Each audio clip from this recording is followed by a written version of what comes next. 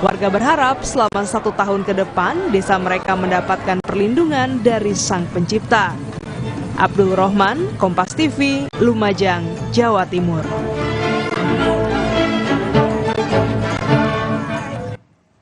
Saudara, pemilu akan kita laksanakan pada 14 Februari 2024, jadi pastikan untuk tetap mengikuti perkembangan terkini lewat Kompas TV independen terpercaya. Saya Medop Elfrina. Dan saya Gracia Adur pamit undur diri, sampai jumpa.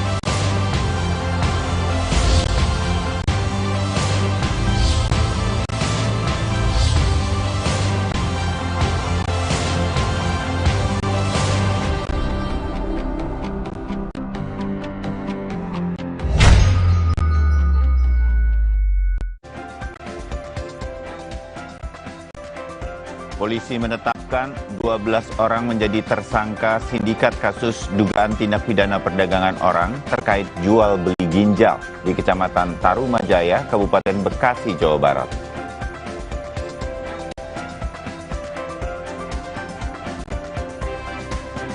Sudah lebih dari 400 warga mengaku menjadi korban utang fiktif di Garut, Jawa Barat. Perusahaan pemberi utang PT Permodalan Nasional Madani melakukan investigasi internal dan polisi meminta warga membuat laporan.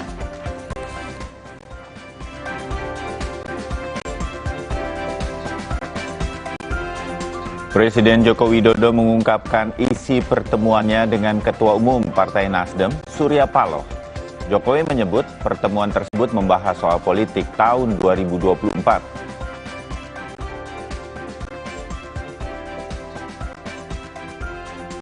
Untuk kesekian kalinya, Menko Bidang Kemaritiman dan Investasi Luhut Binsar Panjaitan menyoroti tindakan operasi tangkap tangan atau OTT yang dilakukan KPK. Luhut bilang tidak ada OTT, malah lebih bagus, yang artinya pencegahan lebih baik.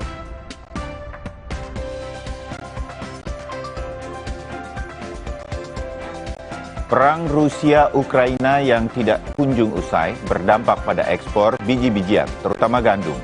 Banyak pihak khawatir volatilitas harga seperti saat awal perang bisa membuat harga komoditas pangan kembali mencekik.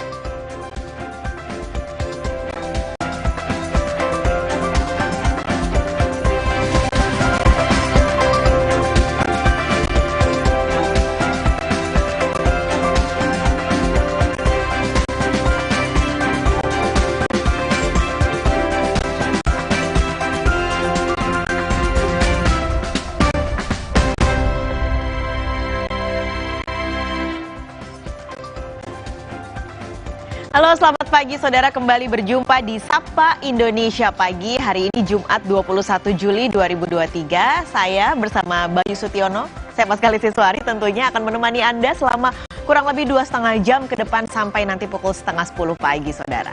Ya, kami berdua biasanya akan bertemu di pertengahan di Sapa Indonesia Pagi. Tapi hari ini Pascalis Siswari menemani saya sejak awal.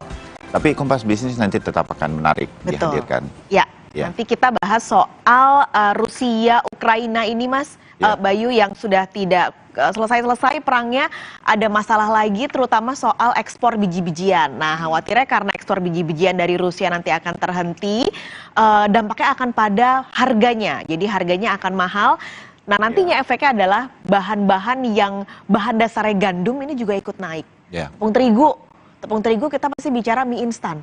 Kita bicara roti. Nah, banyak banget kan itu yang khawatirnya nanti Indonesia. Kenapa saya jadi lapar ya? Benar, apalagi belum sarapan kan pasti. Tapi artinya ini akan berdampak pada seluruh dunia, termasuk Indonesia juga, sehingga banyak yang berharap perang Rusia Ukraina ini bisa cepat selesai. Nanti Kompas Bisnis akan membahas bagaimana berkepanjangannya perang tersebut juga berdampak pada hal-hal seperti yang tadi. Selengkapnya menjelang jam 9 nanti waktu Indonesia Barat.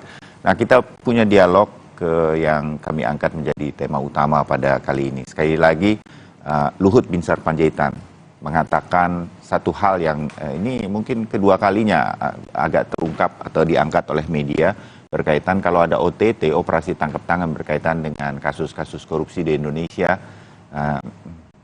Pak Luhut mengatakan itu lebih baik nggak ada lah. Ada hubungannya dengan pencitraan Indonesia. Kalau makin banyak terdengar ada OTT kan makin banyak korupsinya. Nah, di satu sisi penangkapan ini oleh para aktivis anti korupsi diharapkan membuat efek jera. Yang sejak KPK dibentuk, OTT ini sudah ada dan sampai sekarang, tapi tampaknya belum membuat kasus korupsi minimal misalnya mereda atau berkurang. Nah, ini akan kita bahas bersama para pengamat dan juga ada anggota DPR nanti. Di titik mana sebetulnya, adakah kalau kita mau melihat ini sebagai rakyat biasa kita ya, Pak Kalisiswari, ada benarnya juga tampaknya Pak Luhut bilang begitu. Tapi di sisi lain kita kan tetap kepingin kasus-kasus korupsi diperangi dan salah satunya yang membuat orang agak takut berpikir 2-3 kali ya OTT ini dari KPK. Nah, kita akan bahas di mana nih titik temunya. Point of view yang harus kita lihat sebagai masyarakat seperti apa sebenarnya kan, karena satu sisi memang saat ini OTT-nya kok jadi semakin banyak begitu, yang artinya pencegahannya juga berarti belum terlalu efektif dan belum terlalu membuat jera OTT-nya. Nanti akan dibahas oleh Bayu Sutiono. Baik, nah sekarang kita akan mulai dulu sebelum kita sampai ke topik-topik utama tadi. Informasi-informasi awal merupakan peristiwa yang terjadi dalam 1 kali 24 jam di seluruh Indonesia. Kami pilih salah satunya adalah waspada kebakaran karena ini terjadi kebakaran di Madiun, saudara. Sebuah gudang rongsok di Kabupaten Madiun, Jawa Timur terbakar. Seorang pemilik gudang terluka dilaporkan akibat kebakaran ini.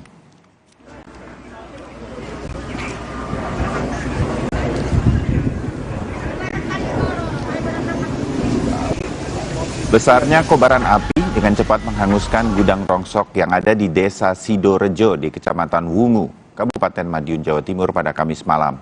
Api pertama kali diketahui muncul dari bagian dalam gudang. Hembusan angin yang cukup kencang membuat api cepat membesar dan merambat ke seluruh bangunan gudang. Selain gudang, kobaran api juga menghanguskan sebuah rumah dan 1 sepeda motor.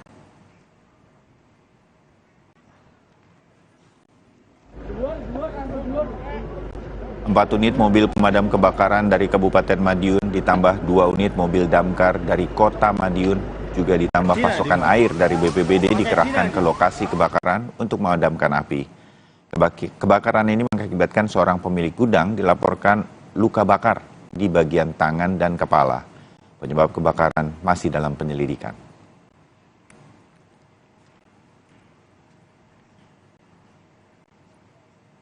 Kebakaran dari pemilik gudang rosok atau barang-barang bekas pada saat ke belakang, dalam hal ini ke gudangnya, melihat ada api kecil karena dimungkinkan angin yang cukup kencang jadinya tersambar yang lainnya, merembet ke lainnya.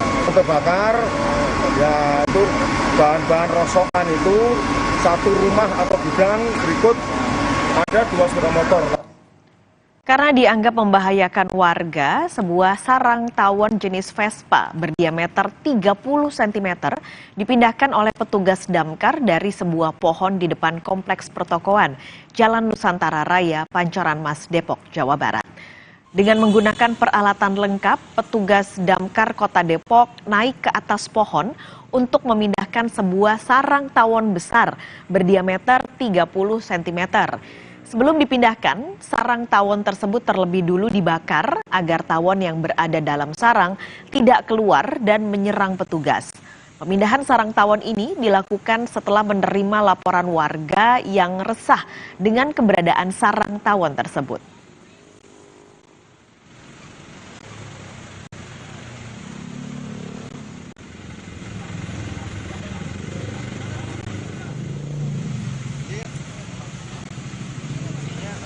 Tawon-tawon ini udah mati.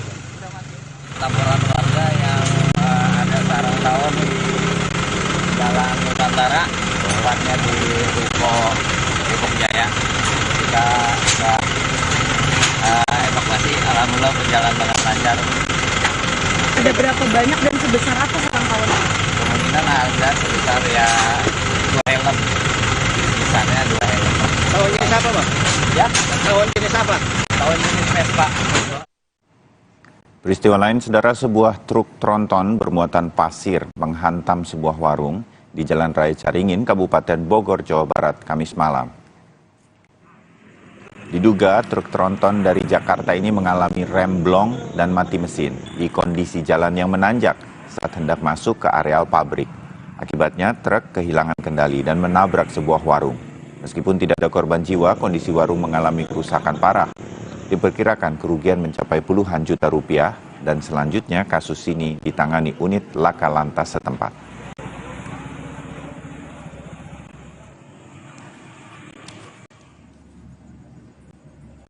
Pihak PT Kereta Api akan mengajukan tuntutan ke pemilik truk karena merasa dirugikan secara material dan non-material. PT Kereta Api Daop 4 Semarang sedang menghitung kerugian akibat tabrakan kereta api berantas dengan truk trailer di lintasan Jalan Madukoro, Kota Semarang pada Selasa malam lalu. PT KAI akan mengajukan tuntutan ke pemilik truk jika kecelakaan terbukti karena kesalahan pengemudi truk. Kerugian yang dialami adalah kerusakan kereta, jalur rel, jembatan rel kereta, dan kerugian non-material seperti keterlambatan perjalanan kereta. Kalau kami memang dari pihak ekspedisi dinyatakan bersalah oleh pihak kepolisian, maka kami dengan tentu mengajukan tuntutan kerugian sesuai dengan perhitungan kami. Akan kami sampaikan melalui legal kami, bagian hukum kami. Kalau kerugiannya ini baru diakumulasi oleh pihak unit hukum. Dari unit operasi ada kelambatan secara imaterial, kemudian dari sarana ada kerusakan lokomotif dan gerbong atau kereta, kemudian dari pihak jalan rel dan jembatan ada kerusakan jalur, ada kerusakan jembatan. Unit Laka Lantas Polres Tabes Semarang memeriksa sopir, kernet, dan petugas palang pintu lintasan kereta api. Sopir truk mengaku sudah diperiksa keesokan harinya setelah insiden terjadi. Ia masih syok akibat kejadian itu dan masih berada di unit Laka Lantas Polres Tabes Semarang untuk pemeriksaan lanjutan. Saya dengar udah masuk rel pertama itu, dengar sirine. Ya. Itu benar mogok atau nyangkut sih Pak? Mogok di rel kedua, mati mesin. Mati mesin kan nyangkut ya? Enggak, yang kedua mungkin nyangkut, yang itu yang saya nyalain. Ya, nyala lagi kan gerak kurang lebih 1 meter itu udah nggak bisa, terus mesin mati lagi. Saya dengar apa itu orang saya suruh keluar. Pak, tapi tahu nggak Pak itu sebenarnya jalannya nggak boleh dilewatin Pak? Tahu. Kenapa masih memilih jalur itu Pak? Apakah lebih Memang itu gagal alternatif saya. Direktorat Reserse Kriminal Umum Polda Metro Jaya dan Polresta Kabupaten Bekasi membongkar praktek penjualan organ tubuh manusia jaringan internasional. Satu orang pelaku yang berperan sebagai koordinator ditangkap polisi.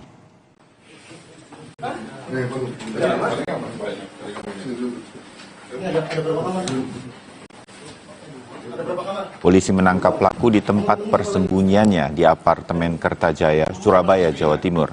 Pengungkapan kasus berawal dari penggerebekan tempat penampungan korban TPPU di Tarumajaya, Kabupaten Bekasi.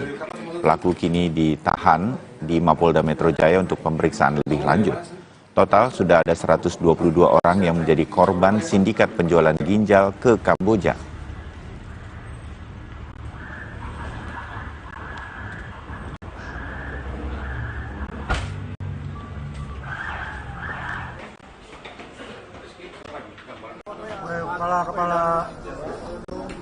Polisi sudah menetapkan 12 tersangka sindikat kasus dugaan tindak pidana perdagangan orang terkait jual beli ginjal di Kecamatan Tarumajaya, Kabupaten Bekasi, Jawa Barat.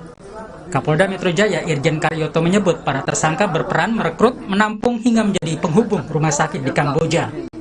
Telah mengungkap perkara TPPO dengan modus eksploitasi penjualan organ tubuh manusia jaringan Kamboja, yang telah memakan total korban sebanyak 122 orang. Sampai hari ini tim telah menahan sebanyak 12 tersangka, merekrut, menampung, mengurus perjalanan korban, dan lain sebagainya. 1 tersangka sindikat jaringan luar negeri yang menghubungkan korban dengan rumah sakit di Kamboja. 2 tersangka di luar sindikat, yaitu dari oknum, ya, instansi Polri ada. Rumah kontrakan di Perum Villa Mutiara Gading ini dijadikan sebagai tempat penampungan korban yang akan dijual ginjalnya. Modus para pelaku adalah menawarkan korban bekerja di luar negeri. Ya, sering ganti-ganti orang. Rata-rata apa, laki-laki atau perempuan? Ya, ada laki-laki, ada perempuan, ya. Ya kalau karena nggak lapor kan saya juga nggak tahu ya Mas ya. Sudah berapa lama tuh tinggal di sini? Ya sekitar 4 bulanan. 4 bulanan.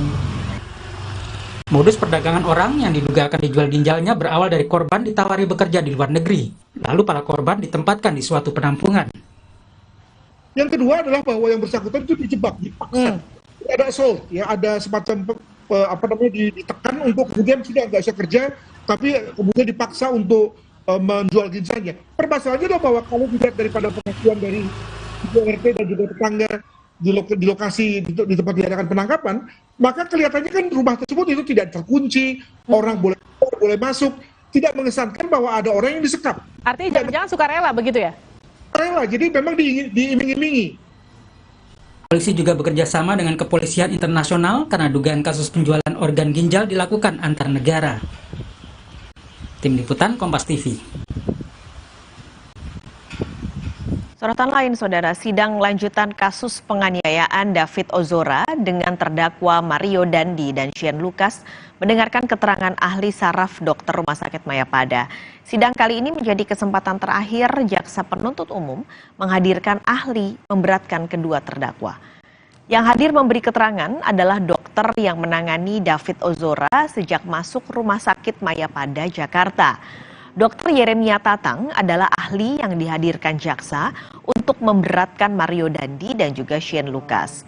Yeremia menangani David selama dirawat 50 hari lebih.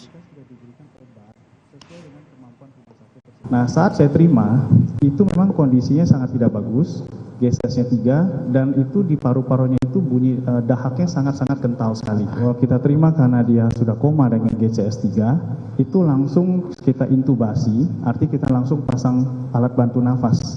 Karena refleksnya semua sudah hilang. Jadi kalau refleksnya sudah hilang, maka pasien tersebut akan cenderung untuk gampang terdapat infeksi yang akan memperberat. Nah, dari data rumah sakit sebelumnya dan dari pemeriksaan laboratorium yang kita lakukan saat itu infeksi yang sudah pasien dapatkan itu sangat-sangat berat sekali. Leukositnya sudah sampai 20 ribuan, marker infeksinya pun PCT pun sudah cukup tinggi, di atas 4.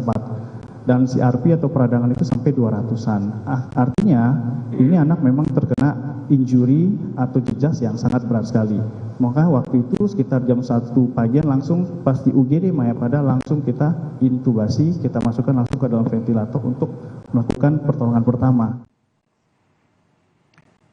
Tetap bersama kami usai jeda, Saudara, karena kami akan hadirkan lagi informasi lainnya untuk Anda. Di antaranya, sudah lebih dari 400 warga mengaku menjadi korban utang fiktif di Garut, Jawa Barat. Perusahaan pemberi utang PT Permodalan Nasional Madani melakukan investigasi internal dan polisi meminta warga membuat laporan karena kasus ini.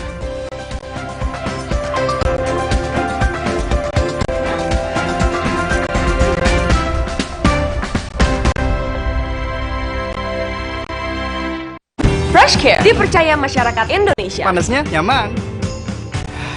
Aromanya fresh. Pilihanku insya Allah halal. Dan hangatnya selalu bikin fresh. Fresh Care. Fresh Care kini hadir dengan Fresh Care Press and Relax. Nyaman dipegang, ada kerokannya. Bisa ngelok, bisa ngeroll sampai belakang. Fresh Care Press and Relax bisa ngerock and roll. Ukong, bagus buat kesehatan. Baru, sudah muncul Natural Sari Kunyit Plus. Mini kapsulnya masih khasiatnya. Dengan zat aktif kurkumin dan black pepper. Mudah ditelan, lebih cepat atasi masalah lambung. Daya tahan tubuh kuat. Sudah muncul Natural. Good health, better life.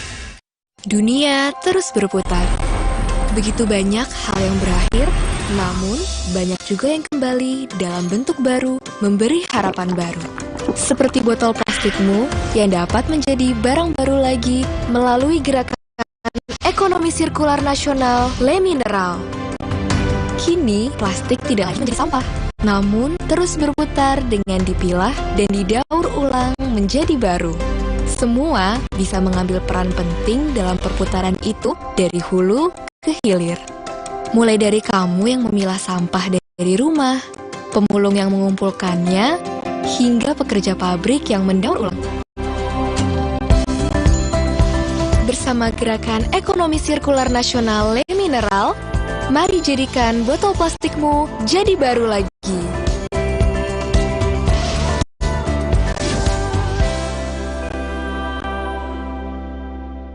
Minum Renovit, dilengkapi dengan 12 vitamin dan 13 mineral, siap bantu jaga kesehatan tubuh. Siapkan Renovit, siapkan dirimu selalu. Renovit, siap jaga kesehatan. Produksi Konimax. Gunadarma, Coloring the Global Future. Membangun insan cerdas, kompetitif, dan berkarakter. Bersama Yuji, masa depan diraih saat ini. Universitas Gunadarma. Minum Renovit, dilengkapi dengan 12 vitamin dan 13 mineral, siap bantu jaga kesehatan tubuh. Siapkan Renovit, siapkan dirimu selalu. Renovit, siap jaga kesehatan. Produksi Konimax. Baru, Plosa panasin. Oles, pijit, panasnya mendalam dan tahan lama. Hirup, panasin, paling panas dari Plosa. Hey, ada madu teja sase, madu teja sase, sehat berstamina. Banyak manfaatnya. Madu teja saset, enak sehatnya. Niatku madu TJ hitam pahit dengan kualitas madu TJ plus manfaat ekstrak herbal. Niatku demi anakku. Niatku demi istriku. Madu TJ hitam pahit, niatku jaga kesehatan. Demi mendapatkan sumber mata air terbaik, Le Mineral melakukan ratusan eksplorasi. Setiap tetesnya mengandung mineral esensial seimbang yang penting untuk tubuh, galon yang selalu baru dan bebas BPA. Inilah komitmen Le Mineral.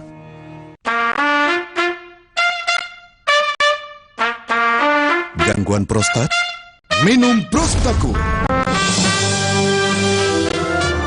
Prostakur melancarkan kencing karena gangguan prostat.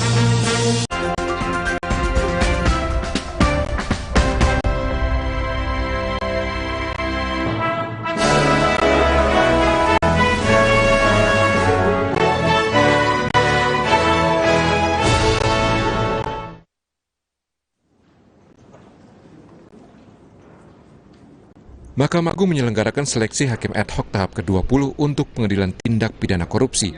Sebanyak 283 calon hakim ad hoc dari seluruh Indonesia mengikuti seleksi tahun ini. Untuk pelaksanaan seleksi hakim dilakukan pada masing-masing provinsi yang membutuhkan posisi hakim ad hoc tipikor.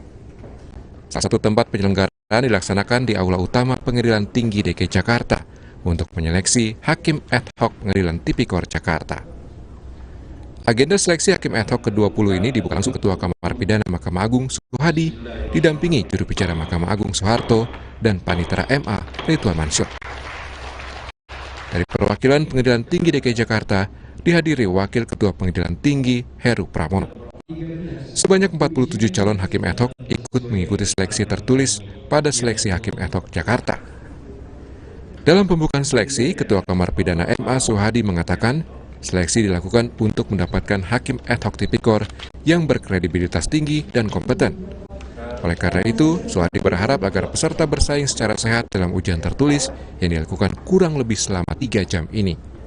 Sekarang ini sudah tahap ke-20, ya, yang setiap tahun dilaksanakan, dan 3 tahun terakhir ini 2 kali dalam 1 tahun, karena untuk memenuhi kebutuhan hakim ad hoc untuk memberantas tindak pidana korupsi, baik yang berhubungan dengan kerugian negara dan juga mengenai tindak pidana suap. Selain seleksi hakim ad hoc tipikor di Jakarta, seleksi serupa juga dilaksanakan di ruang sidang utama Pengadilan Tinggi Bandung, Jawa Barat. Sebanyak 23 peserta mengikuti seleksi ujian tertulis calon hakim ad hoc tipikor tahap 20 tahun 2023. Ya, jadi memang kami mengharapkan dalam seleksinya akan didapatkan para calon hakim ad hoc yang memang mempunyai kualitas dalam pengetahuan, ya, dan juga integritas yang baik. Karena memang dalam sidang-sidang tipikor itu sangat dibutuhkan kualitas dari seorang hakim ad hoc dan juga integritasnya. Untuk persyaratan peserta yang mengikuti seleksi hakim ad hoc antara lain sarjana hukum dan sarjana lainnya yang berpengalaman di bidang hukum minimal 15 tahun dan batas usia peserta minimal 40 tahun. Peserta yang lolos seleksi administrasi dilanjutkan seleksi ujian tertulis. Tahap pertama mengerjakan soal uraian yang meliputi pengetahuan soal hukum dan dilanjutkan tahap kedua, yakni ujian membuat putusan.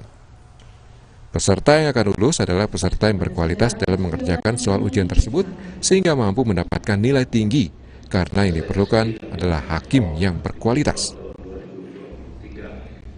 Tim Liputan Kompas TV.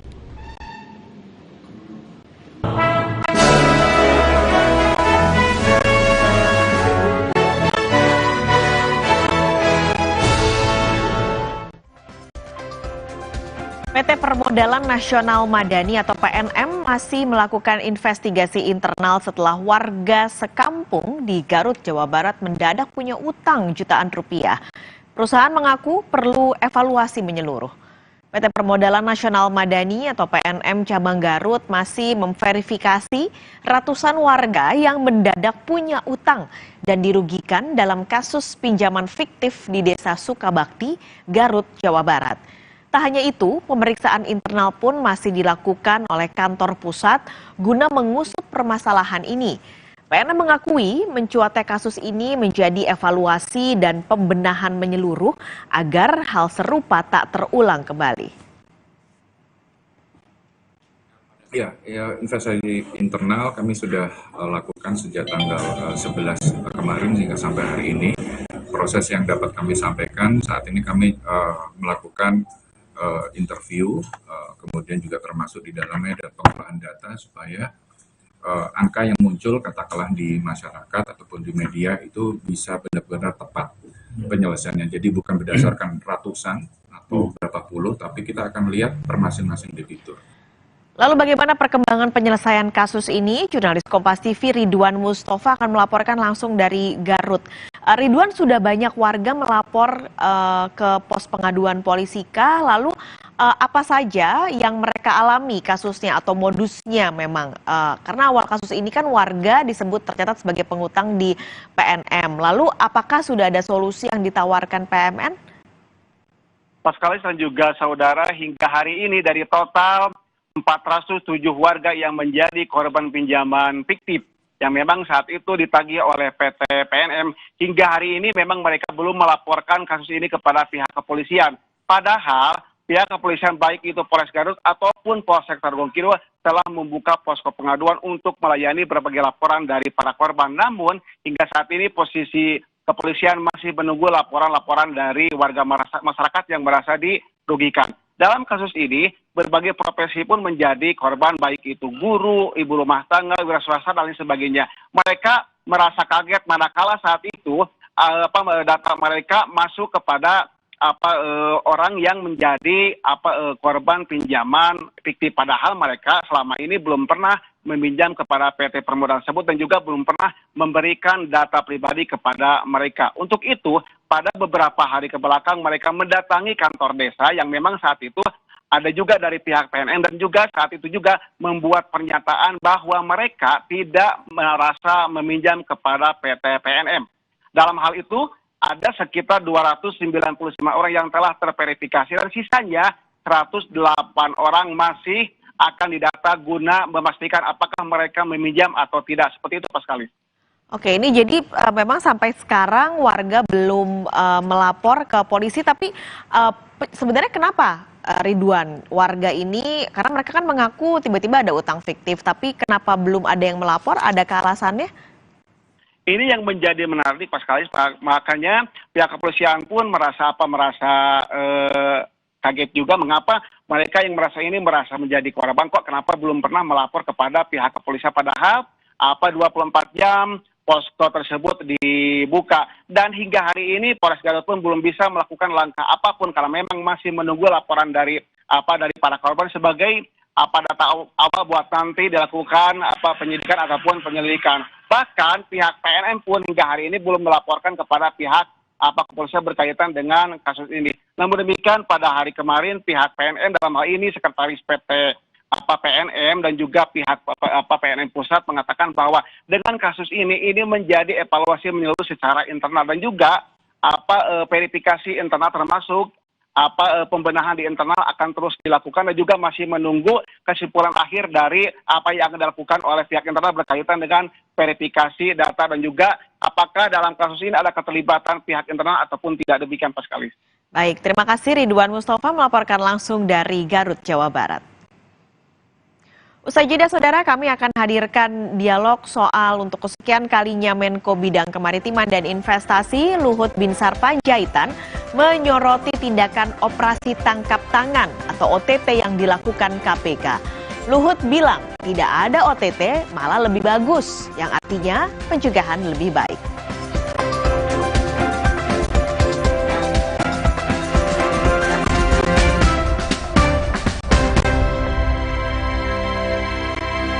Lebih dari 30 tahun, Thermorex menjaga si kecil ketika demam dan menjadi andalan ibu Indonesia. Menjaga kualitas, aman diminum sesuai dosis anjuran. Thermorex, kembalikan keceriaan si kecil. Produksi Konimax. Aku pikir semua air mineral itu sama. Le mineral itu beda.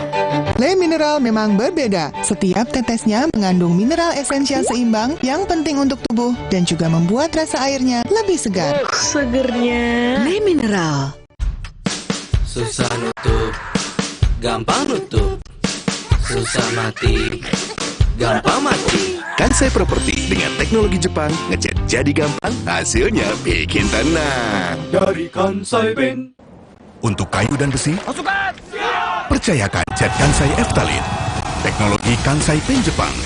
Tangguh hadapi tantangan sulit. Warnanya dari tahun ke tahun tetap terjaga. Kansai Eftalin. Dari Kansai Paint. Orang Jepang suka minum Ukon. Bagus buat perokok dan peminum. Ukon itu kunyit baru, sudah muncul natural Sari Kunyit Plus. Mini kapsulnya maksi khasiatnya dengan zat aktif kurkumin dan black pepper.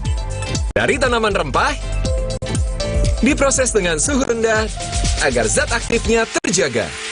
Aman tiap kapsulnya, mudah ditelan, gampang diserap. Lebih cepat atasi masalah lambung, daya tahan tubuh kuat. Sudah muncul natural Sari Kunyit Plus. Good health, better life. Jaket hilang, dompet cash hilang. Untung ada Visa, bisa tetap belanja. Untung ada Visa, bayar tinggal tap aja. Untung ada Visa. Jalan yuk. Usia nambah, gerak susah ya. Kesehatan sendi harus diperhatikan. Rajin gerak badan tak berlebihan. Bila perlu, minum Wellmove. Diproduksi dengan teknologi modern, higienis, dan halal. Wellmove, bergerak itu nikmat. Untuk membantu atasi capek, pegal, dan nyeri otot, pakai Hotin Cream. Kalau untuk meredakan nyeri sendi, rematik dan keseleo, nah, itu pakai Hotin DCL baru. Bahan aktif DCL-nya efektif mengobati rematik, linu, dan nyeri sendi. hotnya Hotin banget deh. Jadi nggak ada yang baru nih? Ini bos, mie sedap goreng, resep baru. Ada yang mau nggak? Nggak bos. mie sedap goreng baru. Mie-nya makin kenyang, bawang gorengnya makin crunchy. Bohong kalau bisa nolak mie sedap goreng baru. Soal rasa, lidah nggak bisa bohong. Pengabdian utama jurnalisme adalah pada kepentingan publik. Dalam jurnalisme investigasi, Kerja redaksi difokuskan untuk mengungkap potensi penyelewengan kekuasaan yang berdampak besar pada kehidupan masyarakat. Jurnalisme investigasi membantu publik mengungkap korupsi, meminta pertanggungjawaban yang kuat dari para penyelenggara pemerintahan. Inilah esensi media sebagai anjing penjaga, pilar keempat demokrasi. Kerja jurnalistik lain yang juga berfokus pada kepentingan publik adalah jurnalisme data. Dengan jurnalisme data, publik mendapatkan wawasan, memahami dunia menggunakan angka dan fakta.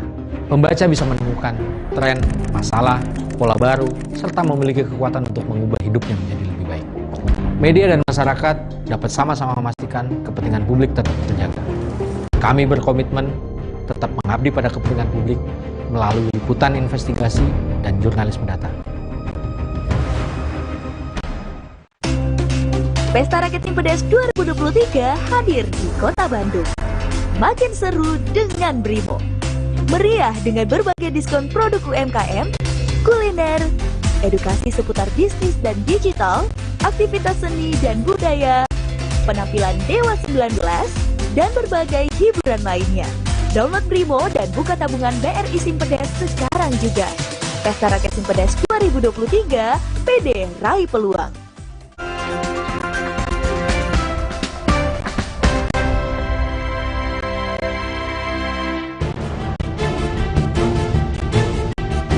Operasi tangkap tangan alias OTT yang kerap disandingkan dengan KPK belakangan ini tengah menjadi sorotan. Hal ini dipicu pernyataan Menko Kemaritiman dan Investasi Luhut Binsar Panjaitan. Menurut Luhut, OTT saat ini sudah tidak zaman alias kampungan. Pencegahan dinilai lebih baik. Ini semua kerjaan dalam tadi pencegahan. Dan itu menghemat ratusan triliun dan meningkatkan pajak. Itu dilihat, jangan drama-drama tadi yang ditangkap Pak KPK mesti kalau kurang jumlah ditangkap berarti nggak sukses. Saya sangat tidak setuju, itu kampungan menurut saya kalau pemikiran itu kan deso itu. Pemikiran modern, makin kecil yang ditangkap tapi makin banyak penghematan, itu yang sukses story-nya. Pernyataan Luhut ini didukung oleh Menko Polhukam Mahfud MD. Tapi OTT juga tetap diperlukan jika pencegahan belum sempurna. Dari satu segi ya betul dong. Pak Luhut, dari satu segi bahwa sebaiknya tidak banyak OTT. Caranya apa? Cegah agar tidak terjadi korupsi. Itu artinya digitalisasi yang lebih bagus di pemerintahan. Kan sudah benar logikanya Pak Luhut. Tapi logika konkretnya OTT tidak bisa dilarang karena masih terjadi sebelum proses atau mekanisme pencegahan itu berjalan sempurna. Kan gitu aja. Tidak ada yang bertentangan, bagus. Untuk jangka panjang, jangan pamer-pamer OTT, kita cegah dari awal. Selama ini operasi tangkap tangan memang dianggap menjadi kekuatan KPK. Masyarakat pun menilai OTT bisa menimbulkan efek jera bagi koruptor. Dalam 3 tahun terakhir, OTT KPK paling banyak dilakukan di tahun 2022, sebanyak 10 kali. Dari OTT tersebut, puluhan orang menjadi tersangka, tak terkecuali kepala daerah dan pejabat negara. Lalu apakah masyarakat masih menganggap OTT KPK penting? Kalau nggak ada OTT KPK, jadi para koruptor-koruptor itu akan jadi lebih leluasa sih untuk bisa korupsi berbagai macam sektor gitu. Ya alasannya kalau ada OTT KPK kayak gitu kan bisa membuat efek jera ya nanti ke depannya ya. Kalau itu dihilangin gimana? Itu kan udah inovasi yang bagus, kenapa harus dihapus? Kalau nggak ditiadakan, kita nggak tahu dong kasus dia apa, bagaimana dia cara korupsinya itu, siapa tersangkanya, kalau kita nggak bakal terungkap. Pencegahan korupsi memang penting, tapi efek jera juga diperlukan sebagai pengingat agar korupsi tidak dilakukan. Lalu, kapan sekiranya OTT tidak diperlukan lagi di negeri ini? Tim Liputan, Kompas TV.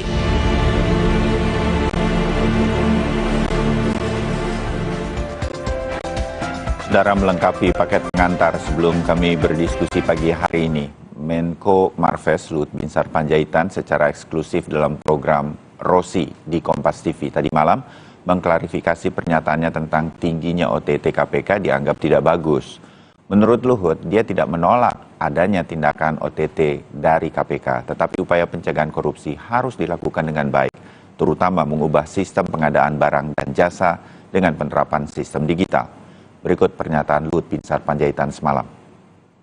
Bapak yang harus Bapak clearkan di sini adalah Bapak seolah ingin menghambat upaya pemberantasan korupsi ini yang saya salah satunya mau saya jelaskan OTT, itu sekarang. Pak Luhut. Nah, selama ini kan banyak sekali OTT. Kenapa banyak OTT? Karena banyak pertemuan. Nah, dengan kita membuat digitalisasi, dan itu banyak karena government procurement atau belanja pemerintah. Sekarang semua belanja pemerintah secara bertahap kita masukkan dalam e-katalog.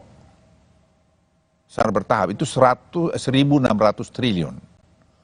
Tahun ini itu akan bisa mungkin 90% sudah masuk e-katalog.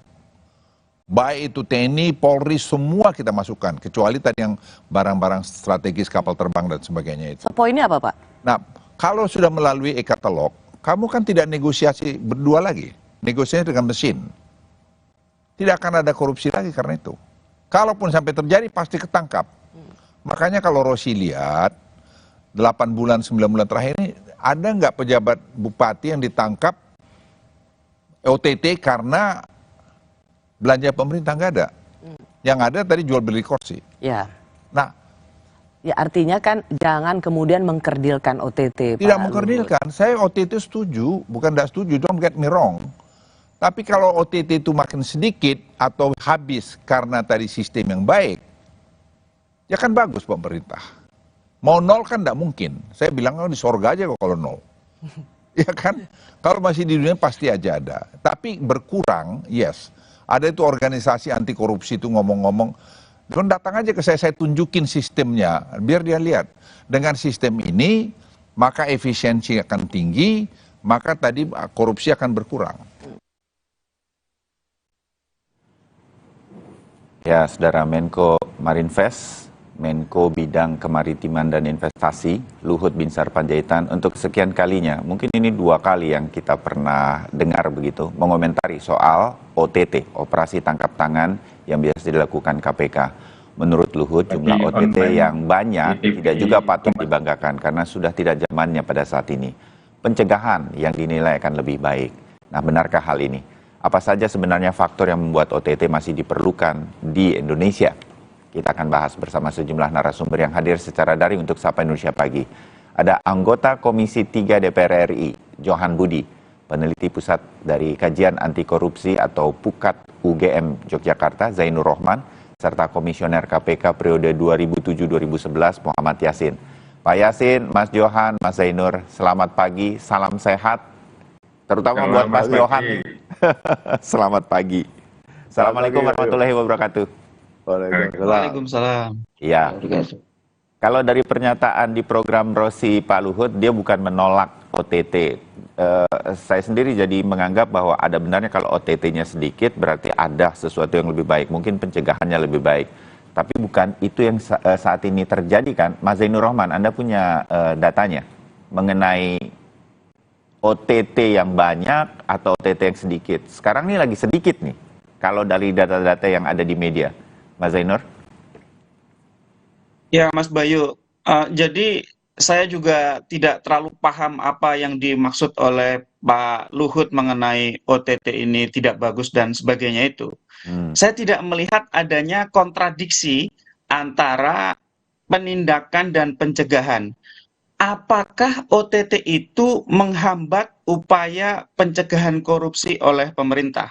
Karena menurut saya, pencegahan korupsi itu paling utama seharusnya dilakukan oleh pemerintah. Pemerintah tidak terhambat sama sekali ketika ingin melakukan misalnya penerapan e-katalog secara menyeluruh, e-planning, e-budgeting, e-purchasing gitu ya. E-katalog itu juga bukan hal baru ya, Pak Luhut menjabat mungkin baru 2014. E-katalog itu dari 2012 sudah diimplementasikan oleh LKPP.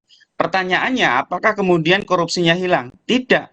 Nah, untuk negara yang korupsinya sangat tinggi, Mas Bayu, menurut saya justru pencegahan korupsi terbaik itu adalah dengan melakukan penindakan secara tegas, keras, tidak pandang bulu, dan independen.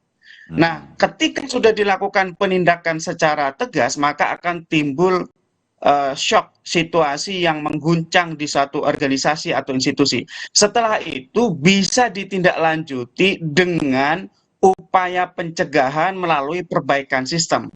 Tanpa adanya satu trigger atau shock terapi, sangat susah untuk memasukkan program-program perubahan, reformasi, atau perbaikan sistem di satu institusi yang telah mapan, yang selama ini telah nyaman untuk mereka bekerja. Jadi kalau soal apakah OTT itu perlu atau tidak, bagi saya sih itu sebuah keniscayaan, Mas Bayu. Kalau korupsinya sudah sedikit, maka tidak perlu lagi ada OTT. Otomatis, apalagi yang mau di OTT. OTT itu kan dilakukan ketika ya sedang atau sesaat telah terjadinya tindak pidana. Jadi kalau menurut saya pernyataan Pak Luhut ini memang benar-benar menunjukkan naifnya ya pandangan dari pejabat pemerintah yang begitu bingung untuk memahami korupsi. Dan bahkan kalau kita mau kritik, sebenarnya ini kan bukan tupoksi dari Menko Marves untuk mengomentari KPK. Kalau Pak Luhut mau komentarilah misalnya korupsi di bidang investasi yang itu menimbulkan high cost ekonomi. Misalnya banyaknya pungli di bidang perizinan sehingga itu menghambat investasi. Silakan. Tetapi ketika mengomentari KPK, ini bisa menjadi sinyal yang buruk bagi penegakan hukum dan bahkan menurut saya sedikit banyak juga merupakan satu bentuk intervensi yang tidak perlu, Mas Bayu. Nah, soal angka-angka memang kalau dari dulu yang jadi perdebatan sebenarnya bukan sedikit atau banyaknya OTT, tetapi sebagaimana kualitas dari OTT itu dilakukan. OTT banyak, tapi kalau yang di OTT itu levelnya adalah teri dengan jumlah kerugian keuangan negara yang kecil tetapi tetap ditangani oleh KPK, tentu ini adalah satu bentuk pemborosan sumber daya KPK yang sangat terbatas.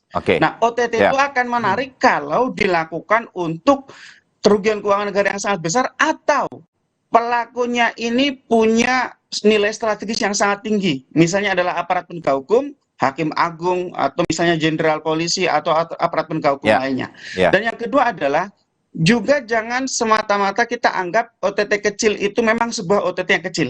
Ada, Mas Bayu, OTT-nya kecil, tetapi kemudian ketika ditindaklanjuti oleh KPK, didalami, itu kemudian bisa menghasilkan pengembalian kerugian keuangan negara ratusan miliar, misalnya di kasus Fuad Amin.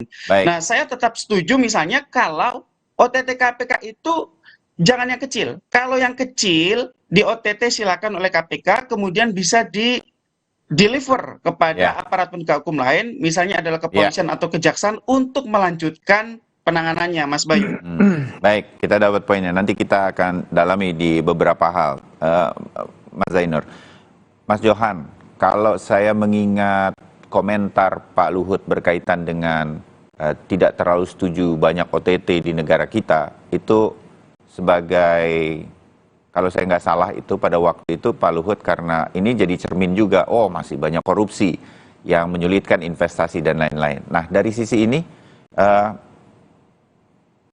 Anda melihat bahwa komentar Pak Luhut ini juga ada benarnya, seperti juga bahwa Pak Menko Polhukam Mahfud MD juga mengatakan hal yang sama. Ini nggak ada hal yang kemudian harus dipertentangkan sebetulnya. Berjalan sebagaimana mestinya nanti OTT akan berkurang kalau memang korupsinya berkurang. Mas Johan. Ya, jadi kita kembalikan ke tugas dan fungsi KPK, Pak Bayu. Di Undang-Undang Nomor 19 Tahun 2019, Undang-Undang KPK yang baru, itu jelas disebutkan bahwa pemberantasan tindak pidana korupsi adalah serangkaian kegiatan ya, mencegah dan memberantas. Apa yang mencegah dan memberantas itu ada di dalam tupoksi KPK ya, koordinasi, supervisi, monitoring, penyelidikan, penyidikan dan penuntutan. Nah, OTT ini sebenarnya bagian kecil dari proses pemberantasan tadi. Ya, kalau menurut saya antara pencegahan dengan pemberantasan itu harus berjalan seiring ya, dengan kecepatan yang sama. Jadi menindak juga mencegah. Kita juga perlu tahu ya, ini publik mungkin perlu dikasih tahu. Jadi selama ini tuh KPK menjalankan cegah dan tindak ini beriringan, sebetulnya begitu, Mas Johan? Seharusnya sama ya, jadi tidak dibatasi. Ini menurut pendapat saya tidak dibatasi bahwa mencegah lebih banyak daripada memberantas atau menindak. Jadi sama, kecepatan itu sama gitu, porsinya sama. OTT itu bagian kecil dari proses penindakan ya. Ini mungkin perlu juga diketahui ya, proses penindakan itu melalui penyelidikan dan penyidikan kemudian penuntutan itu OTT itu salah satu instrumen aja untuk melakukan atau untuk menangkap para koruptor. Dan ini ada yang miss ya menurut saya yang disampaikan oleh Pak Luhut ya berkaitan dengan OTT itu selalu dikaitkan dengan pengadaan barang dan jasa. Ini yang salah menurut saya. OTT tidak selalu berhubungan dengan pengadaan barang dan jasa ya. Seperti misalnya Hakim Agung gitu ya atau hakim. Penangkapan hakim itu kan tidak ada hubungannya dengan pengadaan barang dan jasa, tetapi ini berkaitan dengan misalnya pengurusan perkara ya. OTT tetap diperlukan ya, meskipun belakangan tadi Pak Luhut meralat ya bahwa memang OTT masih masih boleh gitu, tapi sedikit-sedikit kira-kira gitulah. Jadi tidak bisa, menurut saya gini, KPK jangan diminta atau KPK jangan dibatasi OTT terus atau OTT sedikit-sedikit. Jangan begitu. Kan OTT juga tergantung dari temuan-temuan yang ada di lapangan ya. Apakah bisa di OTT atau tidak. Kan tidak semua kasus melalui OTT yang dilakukan oleh KPK dalam proses penindakan. Mencegahnya itu kalau dari tupoksi lebih banyak. Dia mengkoordinasi, mensupervisi, memonitor, kemudian kajian sistem yang dilakukan oleh KPK ya sejak zaman Pak Yasin dulu kan, kalau masih ingat Pak Yasin Haji kan awalnya sebelum penindakan kan ada proses pencegahan, melakukan kajian ya waktu Pak Yasin jadi pimpinan KPK waktu itu, dikaji kemudian dikasihlah rekomendasi agar jangan sampai kena OTT, begitu kan kira-kira, dicegah di tengah. Jangan sampai, ini bukan soal OTT, jangan sampai korupsi itu loh, kira-kira gitu. Di kajian sistem itu kan mencegah. Kemudian dikasihlah Kementerian Agama waktu itu ya, yang ada berapa poin yang harus dilakukan, tetapi tidak dilakukan semua oleh Kementerian Agama. Karena itu KPK melakukan proses penindakan. Jadi KPK menindak itu tidak selalu semua lewat OTT. OTT juga tidak selalu berkaitan dengan pengadaan barang dan jasa. Ini yang perlu perlu dielaborasi definisi dari OTT itu ya. Malah yang lebih bahaya adalah berkaitan sama penegak hukum ya menurut saya. Yang perlu lebih digencarkan oleh KPK adalah OTT terhadap penegak hukum. Siapa itu penegak hukum ya? Semua kalau ada yang melakukan. Karena ini sapunya kan untuk memberantas korupsi itu. Nah, saya ngusut korupsi, timbul korupsi baru gitu oleh penegak hukum. Saya di Komisi 3 ya beberapa kali juga menyampaikan pada Kapolri, kepada Kejaksaan Agung ya untuk juga melakukan OTT terhadap penegak hukum lainnya gitu. KPK juga sama gitu. Ya, baik Mas Johan. Terbayang bagi kita sekarang dimensinya bukan hanya pengadaan barang dan jasa yang banyak disampaikan oleh Pak Luhut, kita mengerti.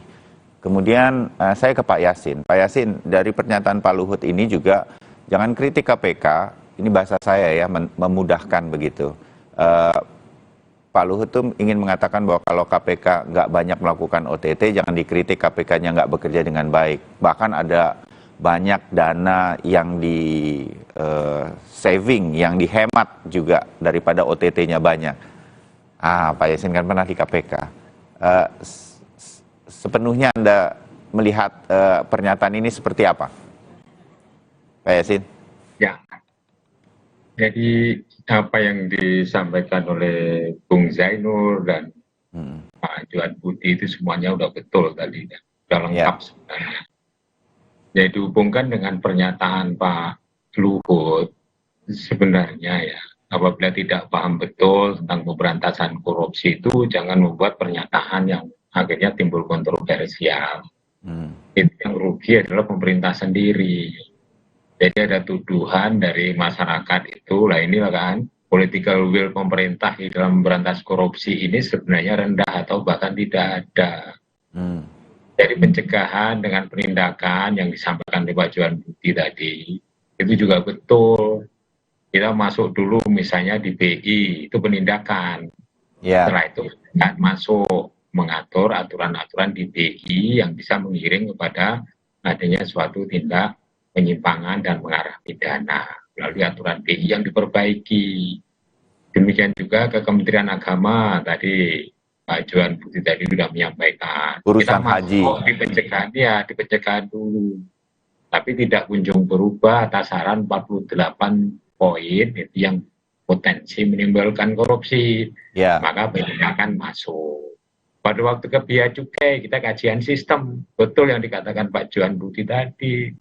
Kita tuh melakukan pengkajian sistem dan menyampaikan rekomendasi-rekomendasi, tapi tidak diabaikan dan bahkan seperti menantang. Kalau KPK itu kajian sistem ya jangan hanya ngomong bahwa kita korupsi, buktikan kalau kita korupsi. Akhirnya kita masuk ke Bea Cukai. Jadi komplimen saling melengkapi, jangan ditiadakan. Jadi walaupun itu merupakan salah satu katakanlah instrumen kecil dari penindakan OTT itu betul memang.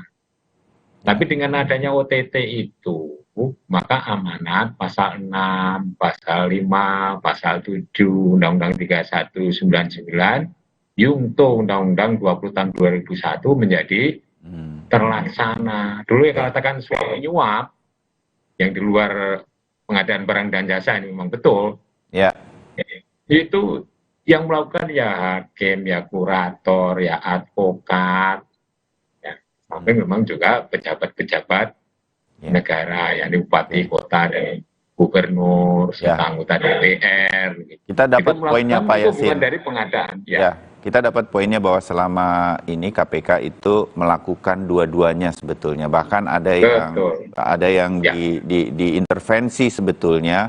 Bayangan saya itu KPK sudah melihat ada indikasi nih sebetulnya, dan kemudian diberikan istilah Mas Johan, KPK memberikan rekomendasi, nasihat supaya jangan keterusan, kira-kira begitu. Ya kalau kemudian keterusan nanti kan ada sanksinya atau ada di ujungnya begitu. Nah itu dilakukan sebetulnya oleh KPK. Tapi publik seperti saya ini kan juga melihat makin banyak nggak salah juga ketika Pak Luhut mengatakan begini, dari sisi banyak orang melihat kalau KPK banyak OTT, wah KPK-nya hebat nih, kerja gitu. Dan ketika KPK tidak melakukan OTT atau sedikit melakukannya, bukan tidak sama sekali, berarti KPK-nya kurang bekerja. Pak Yasin. Ya, jadi OTT itu kan berasal dari perintah pasal 12 ayat 1 bahwa kita boleh menyadap. Atau KPK dapat melakukan penyadapan di tingkat penyelidikan, penyidikan, sampai penuntutan ya di Undang-Undang 30. Dan yang Undang-Undang sekarang pasal 12 ayat 2 itu huruf H. Bahwa kita tuh menangkap, boleh melakukan penangkapan, penyitaan dan lain sebagainya dengan bantuan aparat penegak hukum lain yakni kepolisian. Gitu. Artinya itu adalah amanat undang-undang. Jadi ditambah lagi dengan PP 43 tahun 2018. Itu adalah partisipasi atau peran serta masyarakat. Bahkan sekarang ada hadiahnya apabila uang itu bisa secara real dikembalikan ke keuangan negara. Jadi lapor ke KPK dia ditindaklanjuti dengan salah satu di antaranya ya adalah OTT. Tidak semua laporan itu menjadi OTT. Seperti yang disampaikan oleh Pak Johan Budi tadi, kasusnya beda-beda. Ada yang layak di OTT karena menjalin komunikasi, transaksi, penyerahan uang. Lah itu yang di OTT. Jadi tidak semua kasus kemudian harus jadi OTT, dan banyak atau tidaknya OTT juga bukan ukuran untuk kinerja KPK. Iya, biar berjalan sesuai dengan amanah undang-undang itu, tidak usah dibatas-batasi. Penyimbangan yang ada itu disesuaikan dengan kondisi masyarakat ini, apakah masih banyak korupsi atau tidak. Nah, pandangan masyarakat kan seperti itu. Jadi dengan adanya OTT yang tidak bisa dilakukan oleh penegak hukum lain, yakni kepolisian dan kejaksaan, belum ya. Makanya Pak Johan Budi menyarankan agar pihak lain itu juga melakukan hal yang sama. Sehingga itu menjadi apresiasi masyarakat terhadap KPK. Sekarang ini bukan kondeso, teknologi itu semakin canggih. Dengan adanya OTT ini justru menyesuaikan dengan dinamika kemajuan teknologi informasi dan digital. Baik. Itu Bung Bayu. Iya, bukan baik. kok desa atau kampungan, bukan, ini malah teknologi modern. Ya, paling tidak kita terpicu untuk membicarakan ini dan saya jadi lewat pernyataan Pak Luhut dan kemudian kita sebagai anggota masyarakat, saya dan juga penonton mengerti apa yang kemudian sebetulnya menjadi roh dari KPK itu ada. Dan tindakan pencegahan dan penindakan yang dimana ada OTT di dalamnya untuk penindakan ini itu berjalan beriringan. Cuma di bagian kedua nanti setelah jeda Pak Yasin, Mas Johan sama Mas Zainur, izinkan saya juga menyampaikan kepada publik, mungkin ini sama dengan publik kebanyakan, OTT udah banyak upaya untuk e-katalog yang disebutkan Pak Luhut juga sudah dilakukan, tapi kenapa tetap aja ada korupsi? Persepsi ini OTT-nya banyak, korupsinya kok tetap jalan. Kita bahas setelah jeda. Tetap bersama Sapa Indonesia Pagi.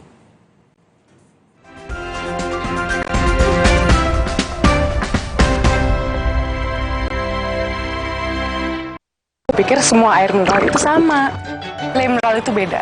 Le mineral memang berbeda. Setiap tetesnya mengandung mineral esensial seimbang yang penting untuk tubuh dan juga membuat rasa airnya lebih segar. Segernya. Le mineral. Le mineral beda banget, lebih smooth, lebih segar. Le mineral memang berbeda. Setiap tetesnya mengandung mineral esensial seimbang yang penting untuk tubuh dan juga membuat rasa airnya lebih segar. Badan lebih enteng. Le mineral. Gatal karena campuran kutu air, mati kutu dengan Fumider.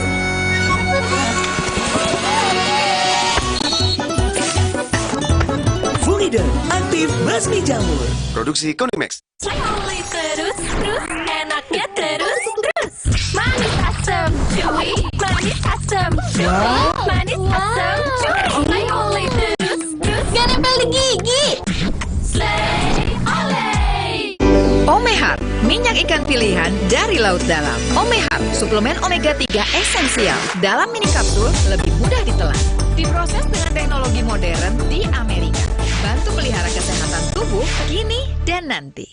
Pak, ada kurma? Yakin cari kurma, Bu? Kan bukan Ramadan. Sari kurma Arab, yakin ada di Sari Kurma TJ. Baik diminum kapan aja. Dipanen di Arab, dikemas di Indonesia. Sari Kurma TJ, enak halal.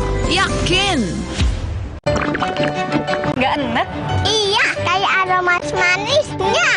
Le mineral memang berbeda. Setiap tetesnya mengandung mineral esensial seimbang yang penting untuk tubuh dan juga membuat rasa airnya lebih segar. Le mineral. Jaket hilang, dompet cash hilang. Untung ada Visa, bisa tetap belanja. Untung ada Visa, bayar tinggal tap aja. Untung ada Visa. Alergi, jontor nih. Aku biduran, obatnya yang depannya Indal CTN. Bisa dibeli tanpa resep dokter. Indal CTN, komposisi anti alerginya Redakan alergi. Indal CTN. Luka, memar di kulit. Sakit. Pegal ini nyeri sendi, butuh dipijit. Sakit. Gak usah ngeluh kalau sakit, pakai Herba Wahid. Herba Wahid, minyak herbal berkhasiat. Herba Wahid, minyak gosok, urut dan pijit. Wahid. PT Bank Rakyat Indonesia bersama dengan Paper.id telah meluncurkan kartu kredit bertema Paper Card. Produk ini menyasar pengusaha khususnya UMKM dengan sejumlah benefit yang ditawarkan. Ya, jadi Paper Card ini adalah hasil kolaborasi antara BRI dan juga Paper. Jadi kami memberikan facility untuk tentu saja customer-nya Paper ini tentu saja B2B ya. Tentu saja karena ini untuk kebutuhan bisnis, biasanya kebutuhan bisnis itu limitnya akan lebih besar daripada kebutuhan untuk yang personal.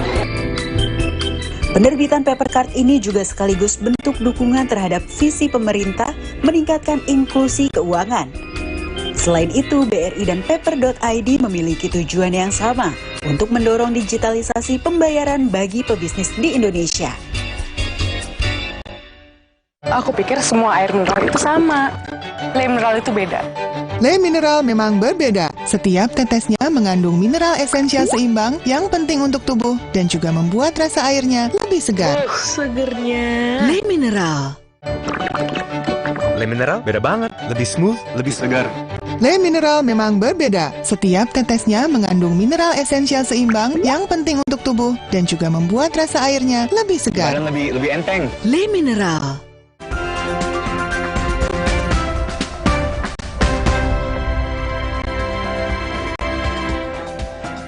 Saudara, kita sambung lagi. Kita membahas pernyataan dari Pak Luhut Binsar Panjaitan, Menko Bidang Marinvest. Tidak ada OTT lebih bagus. Masih ada Johan Budi dari Komisi 3 DPR RI, Zainur Rohman dari Pukat UGM, dan juga Pak Muhammad Yasin, mantan komisioner KPK.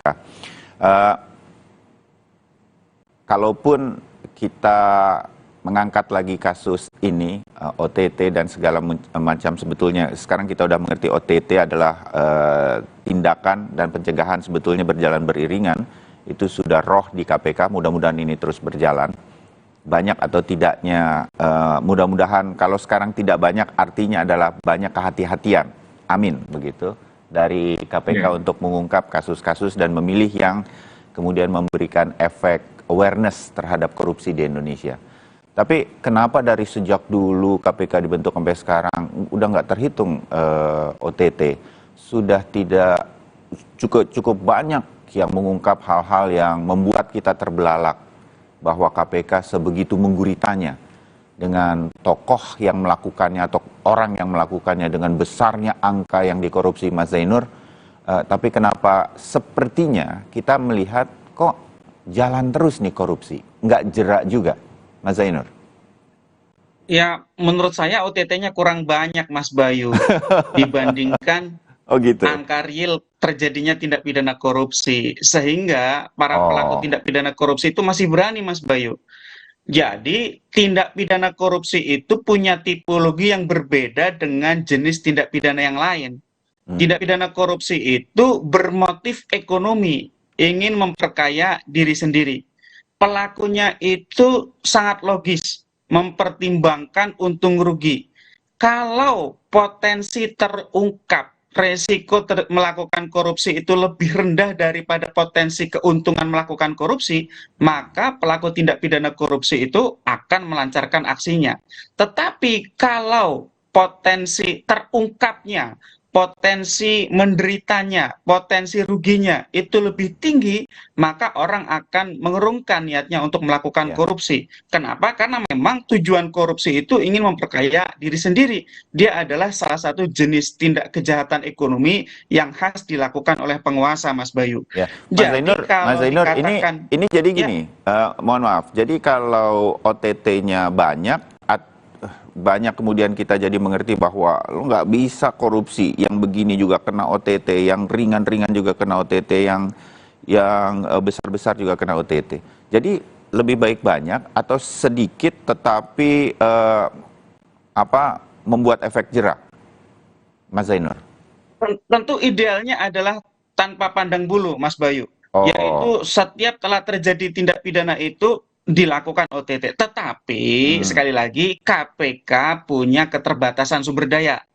Hanya 1 triliun anggaran per tahun, maka kalau pembahasannya adalah OTT oleh KPK harus berdasarkan prioritas. Ya, tidak semua itu harus ditangani oleh KPK.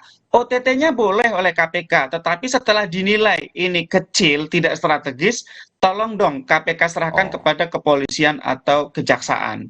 Nah, itu kan mereka bisa melanjutkan di proses penyidikan dan proses penuntutan di depan persidangan, Mas Bayu.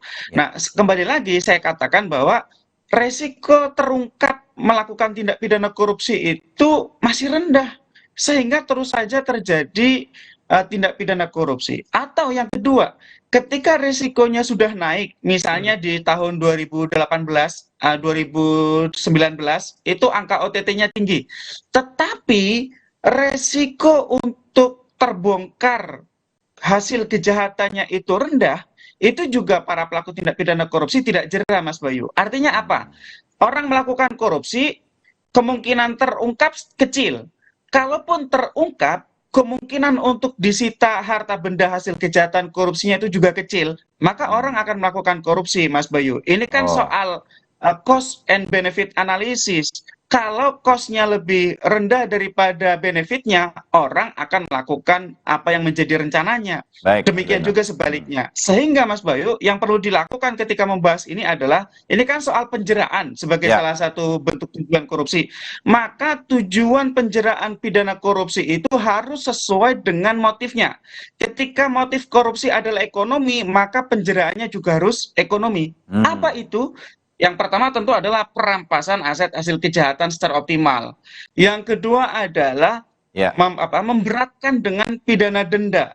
Yang ketiga adalah mencabut hak-hak sebagai warga negara, hak tertentu, misalnya hak politik, gitu ya. Juga misalnya seharusnya tidak diperbolehkan lagi mencalonkan diri sebagai calon anggota legislatif, calon kepala daerah, atau calon pejabat-pejabat yang lain. Jadi itu cara untuk meningkatkan risikonya. Tapi sekarang kan orang melakukan korupsi sudah kemungkinan terungkapnya kecil.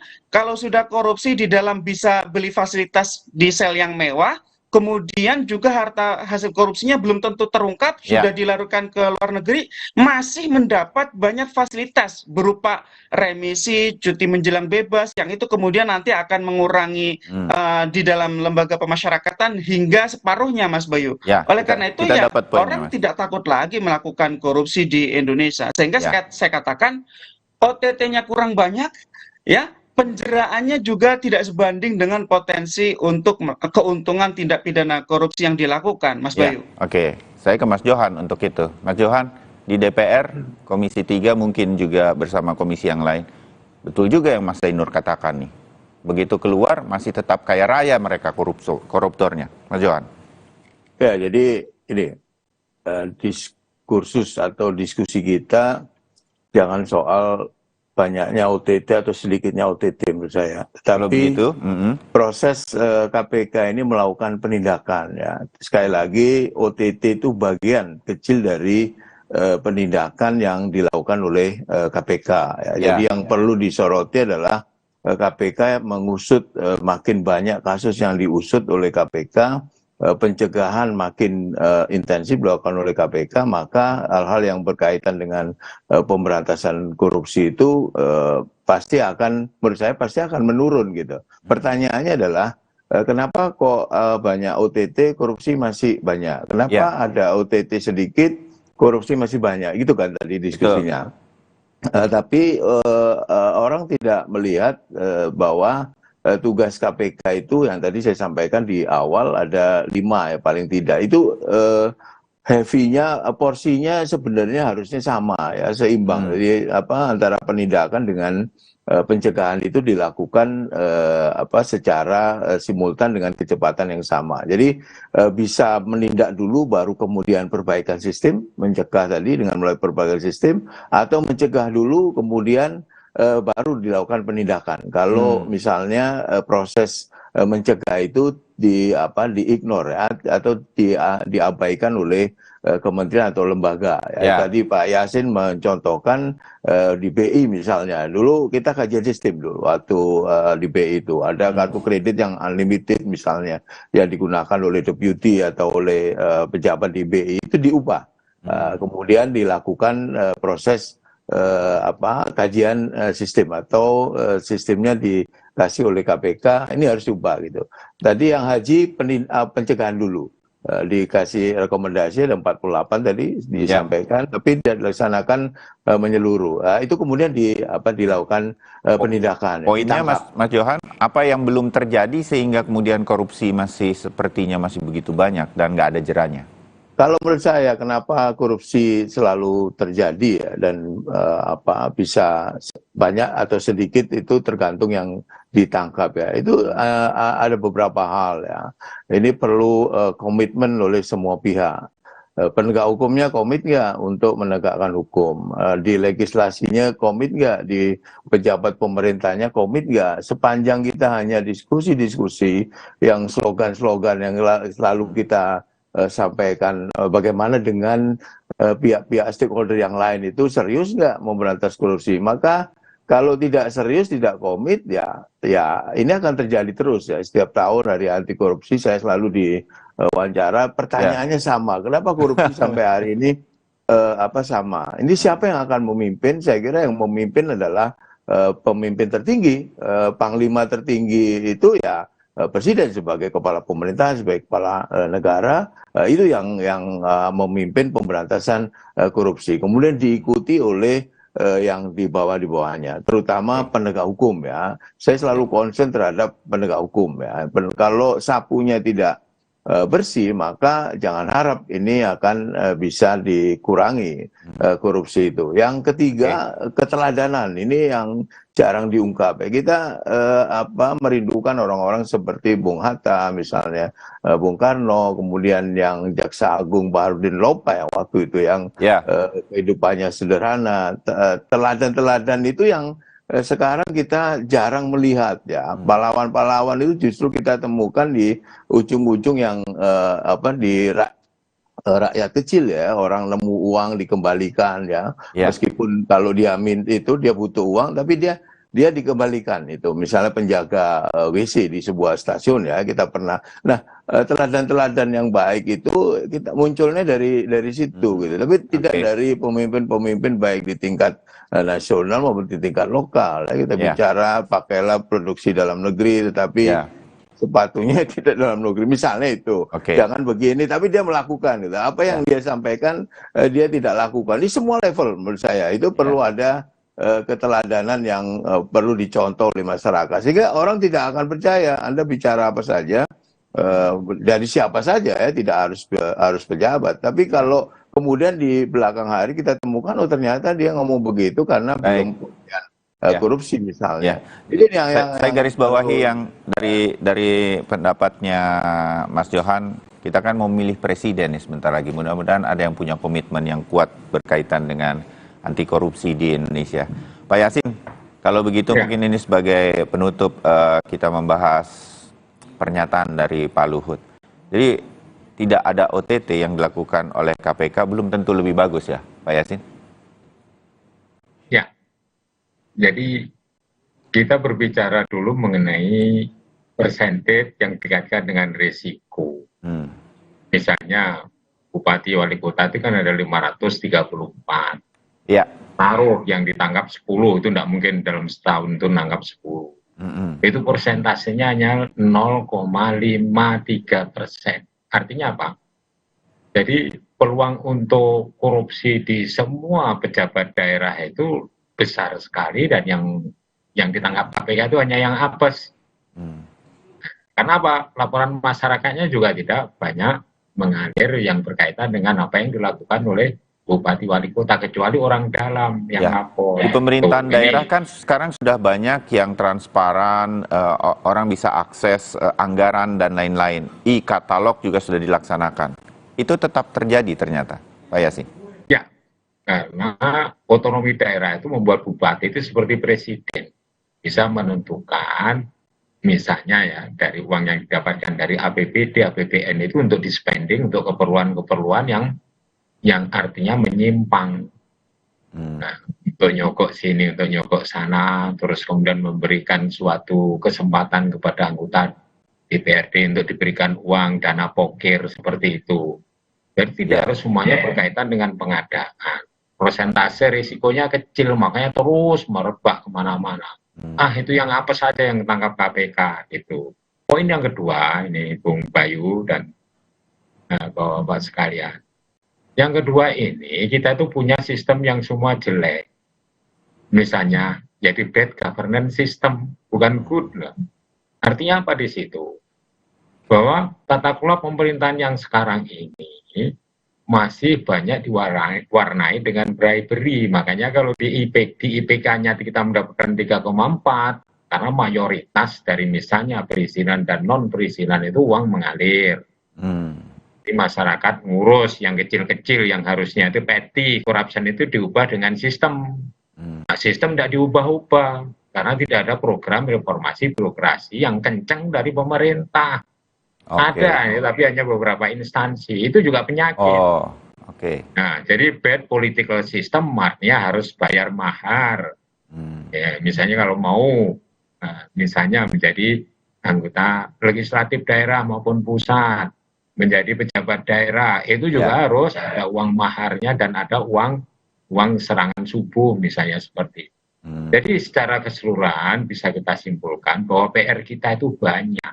PR kita banyak PR kita ini untuk memperbaiki sistem-sistem baik political system diganti menjadi good political system, bad governance diganti dengan good governance, bad corporate governance misalnya. Di swasta itu juga suap menyuap.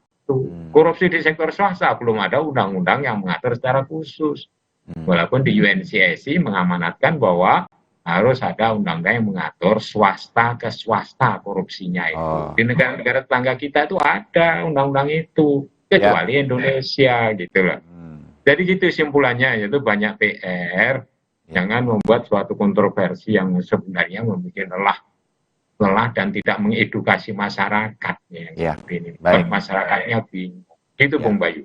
Baik, Pak Yasin, Mas Zainur, Mas Johan, saya garis bawahi pernyataan dari Pak Yasin. Sebenarnya kita masih banyak PR. Perubahan sistem yang bisa mengurangi kemungkinan korupsi pun ternyata kita belum sepenuhnya melakukannya. Ada yang sudah melakukannya, dijadikan percontohan, tapi belum ditiru oleh semua pihak. Nah, mungkin PR-PR seperti ini yang harus kita selesaikan. Dan kita belum akan selesai untuk bicara soal anti korupsi di Indonesia. Sama siapa yang menyelesaikan itu pertanyaannya. Semuanya harus menyelesaikan. Semua harus menyelesaikan. Dan bukan hanya Mas Johan, Pak Yasin, dan juga Mas Zainur saja. Kita akan bertemu lagi. Mudah-mudahan yang kita obrolkan pagi hari ini mengetuk banyak pihak untuk kemudian mengurangi korupsi yang seharusnya baik buat kita semua di Indonesia. Terima kasih untuk diskusi pada pagi hari ini. Sampai ketemu lagi. Selamat pagi. Selamat pagi. Salam sehat. Selamat pagi. Salam sehat. Saudara, setelah dialog kita pagi hari ini, kita akan jeda dan kemudian nanti Pascal Isiswari akan menghadirkan lagi informasi-informasi lain untuk Anda. Di antaranya, setelah jeda, Sapa Indonesia Pagi akan menghadirkan informasi mengenai Presiden Joko Widodo akhirnya mengungkapkan sedikit ini isi pertemuannya dengan Ketua Umum Partai Nasdem Surya Paloh beberapa waktu lalu. Jokowi menyebut dalam pertemuannya sempat dibahas soal politik jelang tahun 2024. Kami segera kembali.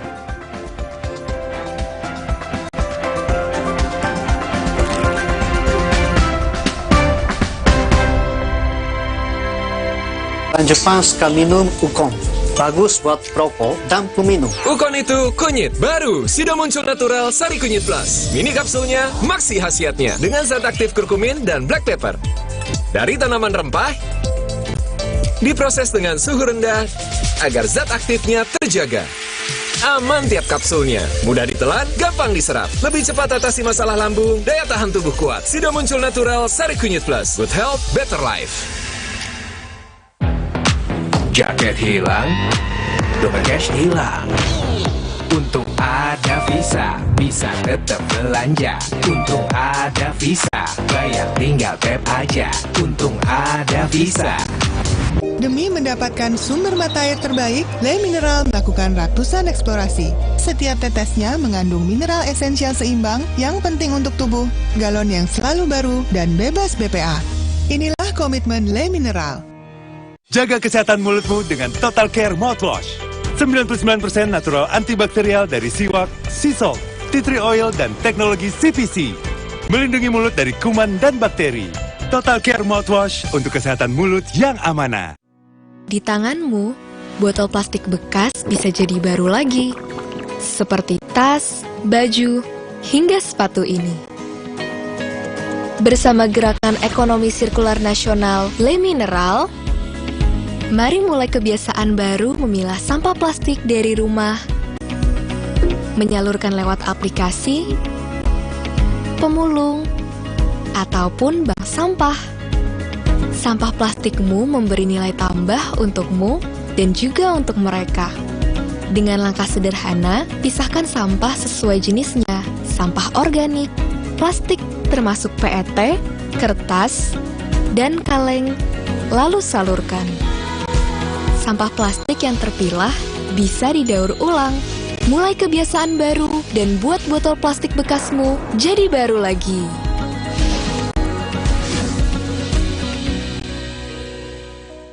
Lebih dari 30 tahun, Thermorex menjaga si kecil ketika demam dan menjadi andalan ibu Indonesia. Menjaga kualitas, aman diminum sesuai dosis anjuran. Thermorex, kembalikan keceriaan si kecil. Produksi Konimax. Inovasi baru dari Hotin. Hotin Go. Oles, go. Roll on, go. Pijat, go. Nggak sentuh langsung, nggak bikin tangan panas.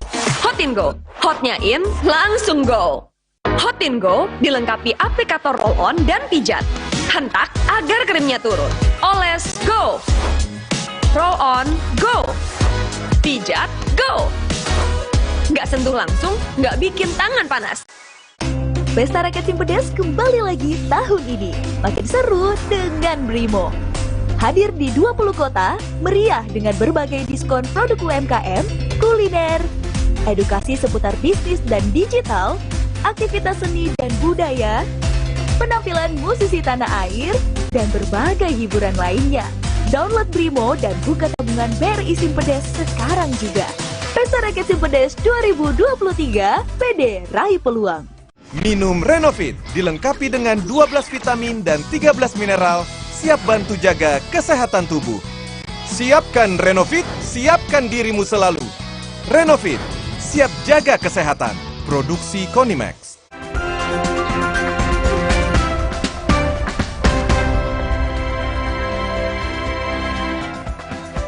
Presiden Joko Widodo mengungkapkan isi pertemuan dengan Ketua Umum Partai Nasdem Surya Paloh. Jokowi menyebut pertemuan itu membahas soal politik. Usai meresmikan jalan tol Bengkulu-Taba Penanjung, Presiden Jokowi menjelaskan isi pertemuannya dengan Surya Paloh di Istana Kepresidenan Senin 17 Juli lalu. Meski demikian, Jokowi enggan memerinci soal bahasan politik dalam pertemuan. Sebelumnya, Surya Paloh mengatakan dalam pertemuan itu Jokowi sempat membahas politik dan juga Pilpres 2024. Pertemuan dengan Pak Surya Paloh, ya pertemuan biasa. Kita kan sering ketemu, berbicara, ya bicara wajar. Masa mau tahu semuanya? Ya ada berbicara masalah yang berkaitan dengan kepemerintahan, ada yang berbicara masalah yang berkaitan dengan politik, ada yang berkaitan dengan 2024, dan nggak bisa saya sebut satu persatu secara detail, enak banget. Politisi senior Partai Golkar yang juga Menko Marves, Luhut Binsar Panjaitan, eksklusif dalam program Rosi tadi malam, mengaku tidak punya ide menggelar Munaslup Partai Golkar. Menurut Luhut, ide itu muncul setelah Dewan Pakar mendatanginya dan mengeluh turunnya survei elektabilitas Partai Golkar. Ia pun meminta pada Ketua Umum Golkar Erlangga Hartarto untuk memperbaiki semuanya. Berikut pernyataan Luhut Binsar Panjaitan. Ya Golkar ini banyak kan teman-teman Golkar itu datang ke saya. Saya nggak pernah lo kontak mereka. Jadi jangan ada pikir misalnya saya telepon ini. Tadi seperti Rosi bilang, kok Pak Luhut nggak proaktif, tanggung-tanggung gitu. Bukan tanggung-tanggung. Saya memang nggak ada minat untuk itu. Betul. Tapi saya lihat mereka datang, menceritakan masalahnya. Saya lihat survei, saya lihat big data. Memang hemat saya, dan saya bicara dengan Pak Erlangga kan hubungan saya baik.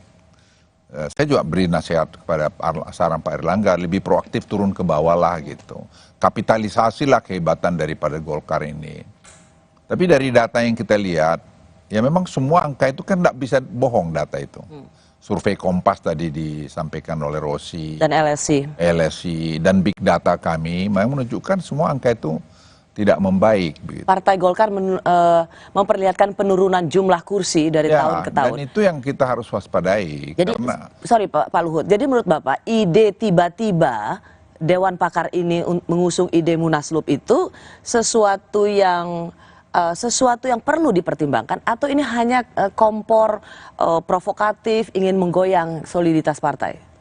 Ya saya tidak mau partai ini tambah jelek. Bagaimanapun saya sudah cukup lama jadi anggota Partai Golkar ya. Ya menurut saya harus jernih melihat ini. Jernihnya seperti apa misalnya? Ya jernih melihat mau kemana Golkar ini. Golkar ini harus punya sikap. Ya punya sikap. Kalau kita tidak bisa calon presiden, tidak bisa calon wakil presiden, kan masih ada yang lain. Legislatif. Legislatif kan menentukan sekali. Sekarang 85 kursi atau 86 kursi Golkar. Bisa nggak itu dipertahankan? Mesti realistis. Jangan kita ini, gimana ya, saya pakai bahasa-bahasa tentara lagi. Jangan kita ini seperti bohongin diri kita sendiri. Kita harus bisa bikin at least mempertahankan 85 suara sekarang. Kalau bisa di atas 100. Luhut Binsar Panjaitan juga mengomentari soal isu pencalonan dirinya menjadi Ketua Umum Golkar. Dalam program Rosi di Kompas TV, secara eksklusif Luhut mengaku siap jika mendapat amanat untuk menjabat Ketua Umum Golkar, asal tidak bertentangan dengan Ketua Umum Erlangga Hartarto. Luhut jadi calon Ketua Umum Partai Golkar. Pak Luhut mengatakan, ya, mau selama tidak berkelahi dengan Pak Erlangga. Ya. Gitu ya Pak? Ya. Dewan Pakar menyebut nama Bapak layak untuk menggantikan Pak Erlangga. Saya kutip pernyataan salah satu anggota Dewan Pakar Partai Golkar, ya waktu konferensi kemarin, dia mengatakan orang yang duduk di pemerintahan super hebat. Siapa yang selevel dengan Pak Erlangga? Ya Opung Luhut Binsar Panjaitan. Jadi Bapak dianggap super hebat, nggak cuma super tapi hebat. Pak Ridwan Hisham ini Bapak yang suruh ngomong ini? Oh, saya kenal Pak Ridwan Hisham ini kan juga nggak dekat. Saya nggak pernah. Untuk apa saya nyuruh-nyuruh itu? Apa sih penting? Popularitas juga nggak ada urusan buat saya. Saya kan cukup populer ya. Jadi kenapa lagi? Mau apa lagi? Jadi ya gimana ya Rosi ya? Tapi kalau dibilang super hebat, Bapak merasa apa? Saya enggak lah, saya biasa-biasa aja. Saya sama dengan menteri-menteri yang lain. Ya mungkin saya lebih senior, lebih tua, sehingga presiden kasih banyak pekerjaan ke saya. Menurut saya wajar-wajar aja. Informasi lainnya, Saudara, Gubernur Jawa Tengah Ganjar Pranowo menghadiri ibadah syukur dan perayaan Hari Lanjut Usia Nasional 2023 di Stadion Manahan Solo. Ganjar mengaku sangat senang karena para lansia yang hadir penuh semangat. Kegiatan ibadah syukur sekaligus perayaan Hari Lanjut Usia Nasional berlangsung Kamis siang dengan dihadiri sekitar 10.600 lansia sepulau Jawa di Stadion Manahan Solo, Jawa Tengah. Gubernur Jawa Tengah Ganjar Pranowo hadir dalam acara itu dan menyapa seluruh peserta yang hadir. Ganjar mengaku senang melihat para lansia yang terlihat penuh semangat dan tetap merasa berguna meski usianya tidak muda lagi. Para lansia ini perlu diberi ruang-ruang tertentu seperti kerja sosial, namun dengan tetap mendapat pendampingan. Ganjar juga mengatakan para lansia yang datang memberi contoh bagi semua tentang bagaimana menjaga kualitas hidup dan kesehatan jiwa raga. Ganjar juga mengingatkan pentingnya hormat pada orang tua. Tetap dampingi mereka, ya. Tentu pekerjaan yang sesuai dengan kekuatan masing-masing. Saya selalu senang kalau melihat energi mereka masih ingin digunakan dengan kesadaran, dengan kesehatannya. Tentu saja kita yang memberikan ruang yang lebih pas untuk mereka, ya. Itu bikin hidup lebih panjang. Selain Ganjar Pranowo, Wali Kota Solo Gibran Rakabuming Raka juga tampak hadir di acara yang diselenggarakan oleh Sinode Gereja Kristen Jawa GKJ. Kegiatan ini merupakan kegiatan rutin 4 tahun sekali sebagai ajang pertemuan dari Jemaat GKJ sepulau Jawa. Kegiatan ini sempat tertunda dari tahun 2020 lalu akibat pandemi COVID-19. Widi Nugroho, Kompas TV Solo, Jawa Tengah. PT Kereta Api Daop 4 Semarang sedang menghitung kerugian akibat tabrakan kereta api berantas dengan truk trailer di lintasan Jalan Madukoro, Kota Semarang pada Selasa malam lalu. Apa tuntutan yang dilakukan KAI? Informasinya akan hadir usai jeda, jangan kemana-mana.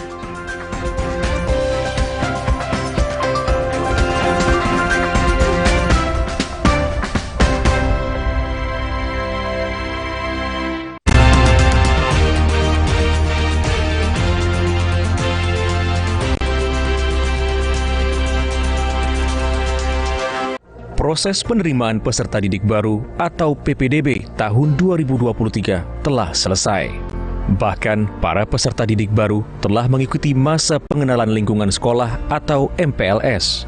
Meski begitu, PPDB tahun 2023 masih diwarnai praktek kecurangan. Anggota Komisi 10 DPR RI mendesak Kemdikbudristek melakukan evaluasi menyeluruh terhadap pelaksanaan PPDB. Kecurangan dengan pemalsuan dokumen bisa diantisipasi dengan ketegasan aturan hingga pemerataan kualitas pendidikan.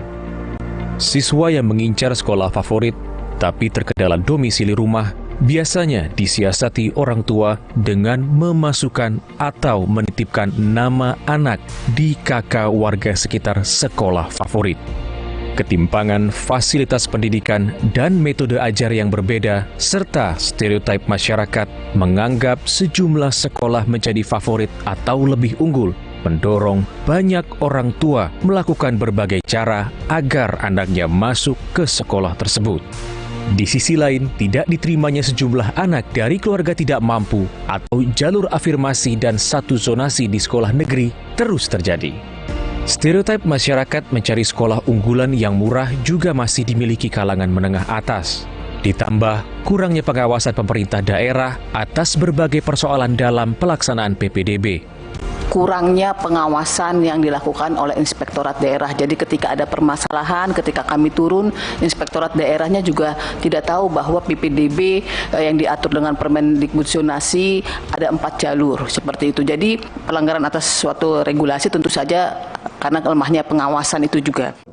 Banyaknya pelanggaran terkait 4 jalur PPDB harus menjadi pertimbangan Kemdikbudristek untuk mengubah persentase minimal khusus di jalur zonasi dan jalur afirmasi.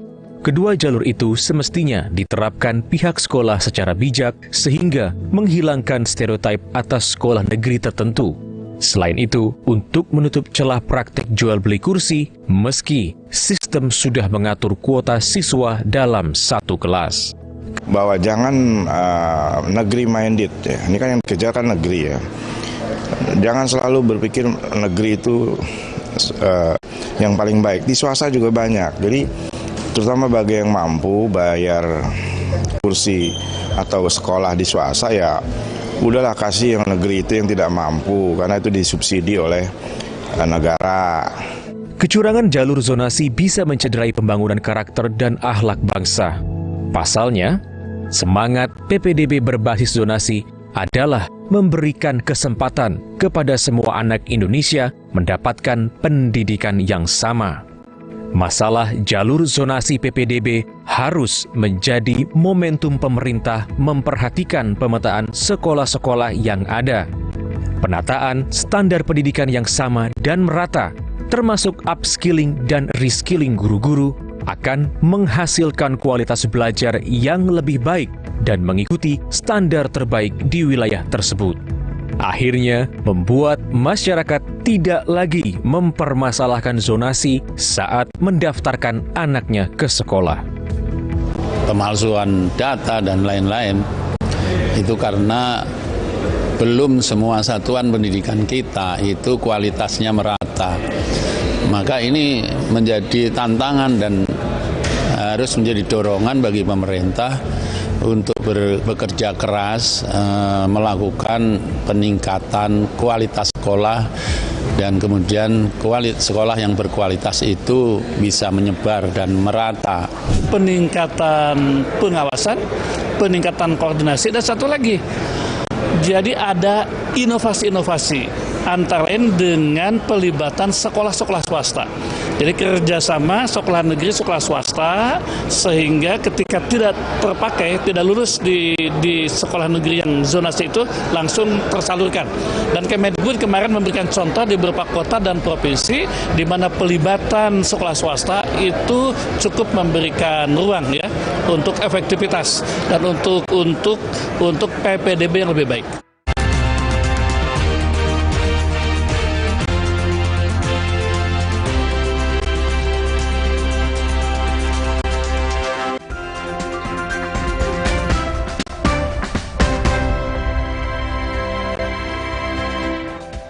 PT Kereta Api Daob 4 Semarang sedang menghitung kerugian akibat tabrakan kereta api berantas dengan truk trailer di lintasan Jalan Madukoro, Kota Semarang, Selasa malam lalu.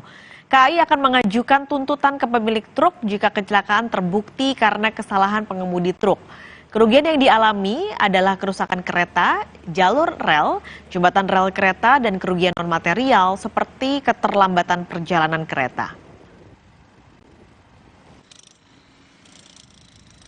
Kalau kami memang dari pihak ekspedisi dinyatakan bersalah oleh pihak kepolisian, maka kami dengan tenang mengajukan tuntutan kerugian sesuai dengan perhitungan kami.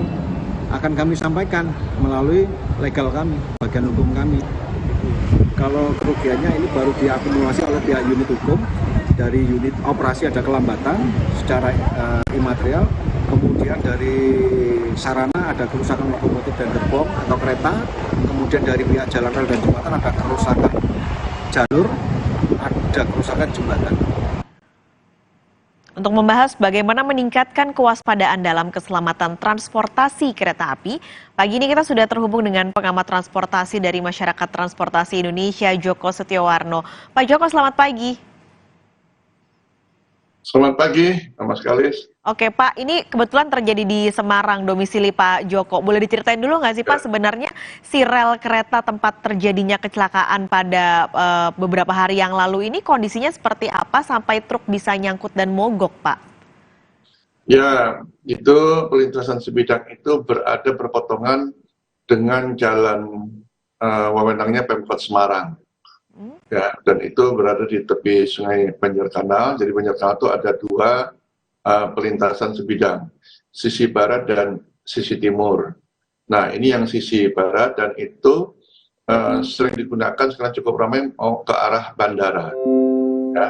Nah, memang itu seperti gundukan agak tinggi karena menyesuaikan dengan leveling yang ada di jembatan.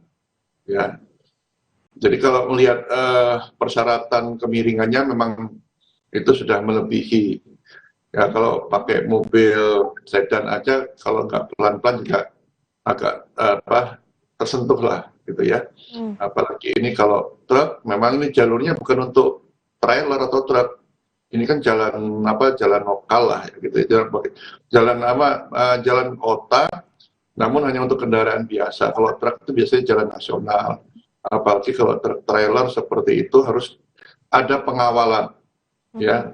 Nah, kebetulan di dekatnya itu, ya, itu sedang ada pembangunan flyover di Jalan Nasional Jalan Yosudarso.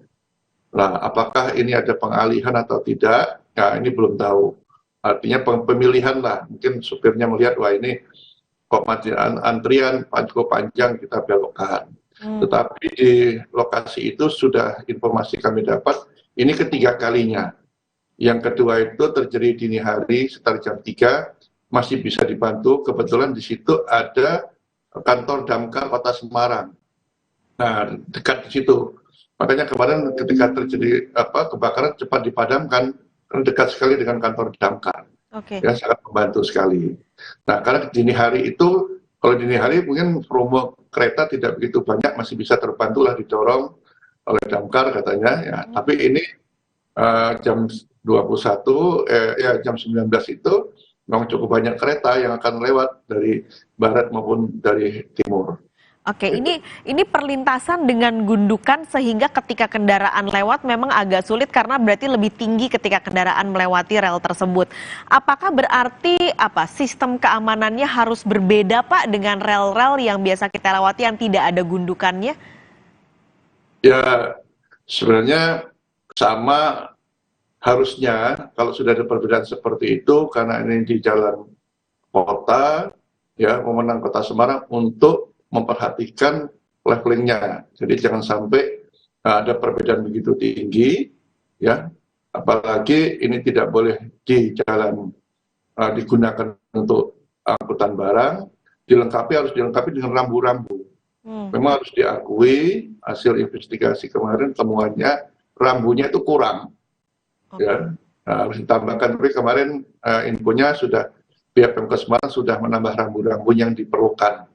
Umpamanya truk tidak boleh lewat, kemudian kelengkapan kan di perlintasan sebidang itu mesti ada kelengkapan selain penjaga, kalau ada dijaga juga rambu-rambunya. Nah, ini tinggal setelah itu nanti masyarakat pengguna juga, ya. Jadi memang masyarakat itu juga harus berhati-hati lah, entah itu dijaga atau tidak dijaga. Ini kan kalau melihat dari videonya memang sebelum pintu ditutup itu sirene sudah berbunyi. Iya. Nah, jadi kalau sirene berbunyi jangan tunggu palangnya menutup. Palang itu kan sebenarnya sengaja tidak dibuat kuat lah. Kalau dibuat baja lebih bahaya lagi kan. Itu tujuannya kan melindungi perjalanan kereta. Karena kereta sendiri itu kan tidak bisa seketika berhenti seperti hanya mobil.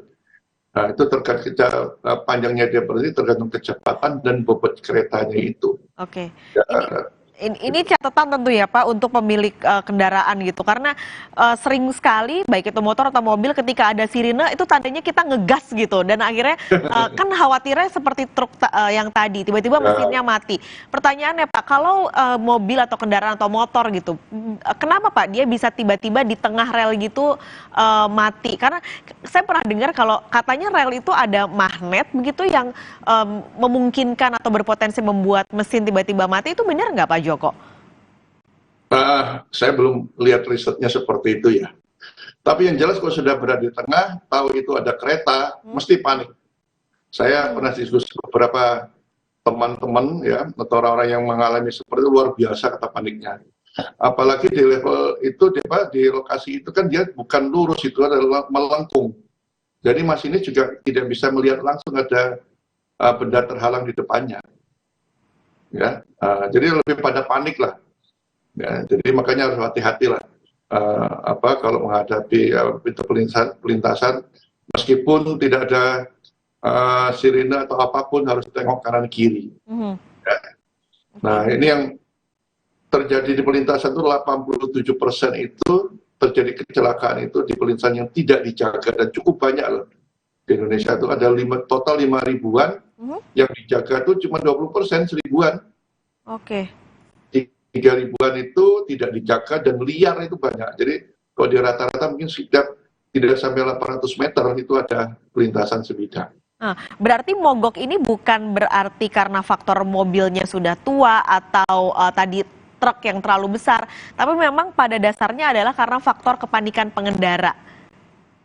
Ya kalau yang saya kira umumnya begitu, tapi kalau yang trailer kemarin itu dia nyangkut, ya, ya harus didorong, dia nggak bisa dengan kekuatannya itu sendiri, apalagi kalau dia bawa, kebetulan itu kondisi kosong tidak bawa angkutan ya, kalau dia bawa muatan mungkin lebih parah juga.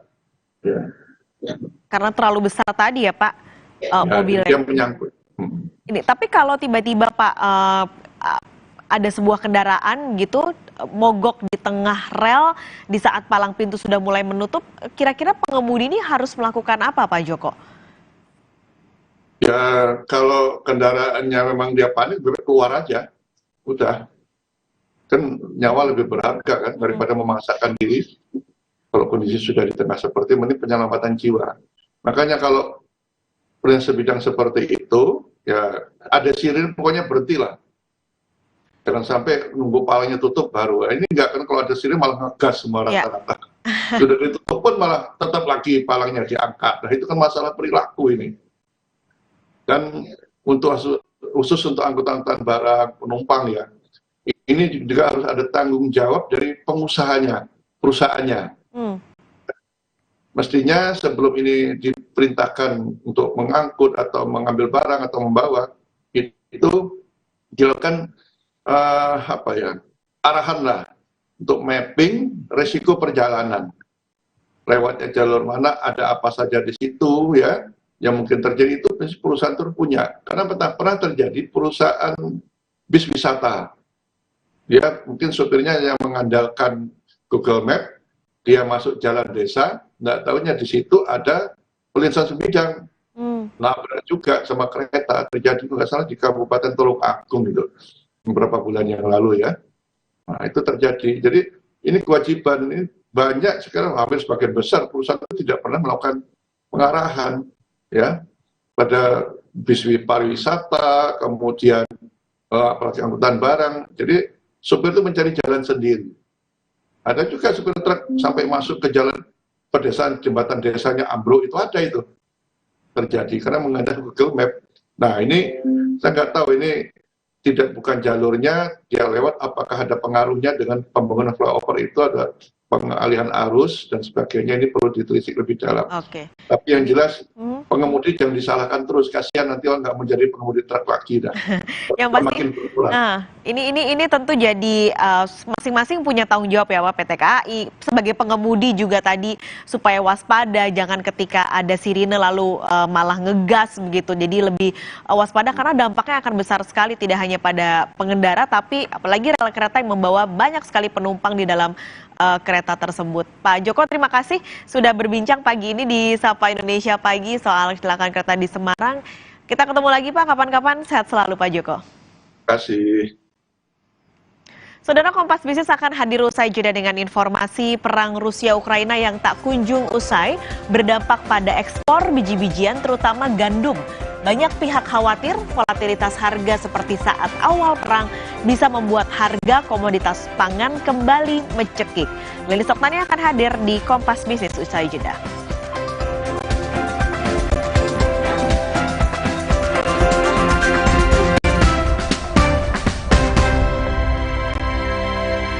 Oven, dilihat lebih sehat. Pembuatannya di oven, bukan digoreng. Air rebusanya jernih.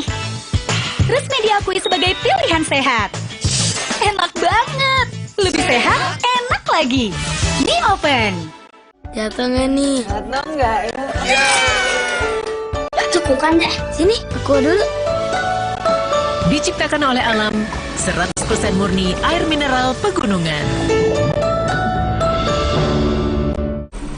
Nyeri otot nih, Neoremasil tablet dulu. Ahlinya redakan nyeri otot dan sendi. Aduh, nyeri, kram, kesemutan. Neoremasil Nuro, kembali aktivitas tanpa nyeri dan 3K. Neoremasil terus bergerak, terus maju. Alah, lapar sih. Aha, Roma Makis Abon aja. Ekstra abon, ekstra abon, ekstra energi. Roma Makis, banyak rasa, siap asik lagi. Sekarang isi 3 lebih banyak. Hai Ibu, Darius. gimana cara Ibu bersihkan toilet? Biasanya sih pakai pembersih lantai. Tapi itu untuk lantai, tidak menghilangkan kerak dan noda membandel di toilet. Coba Harpic Tenex baru.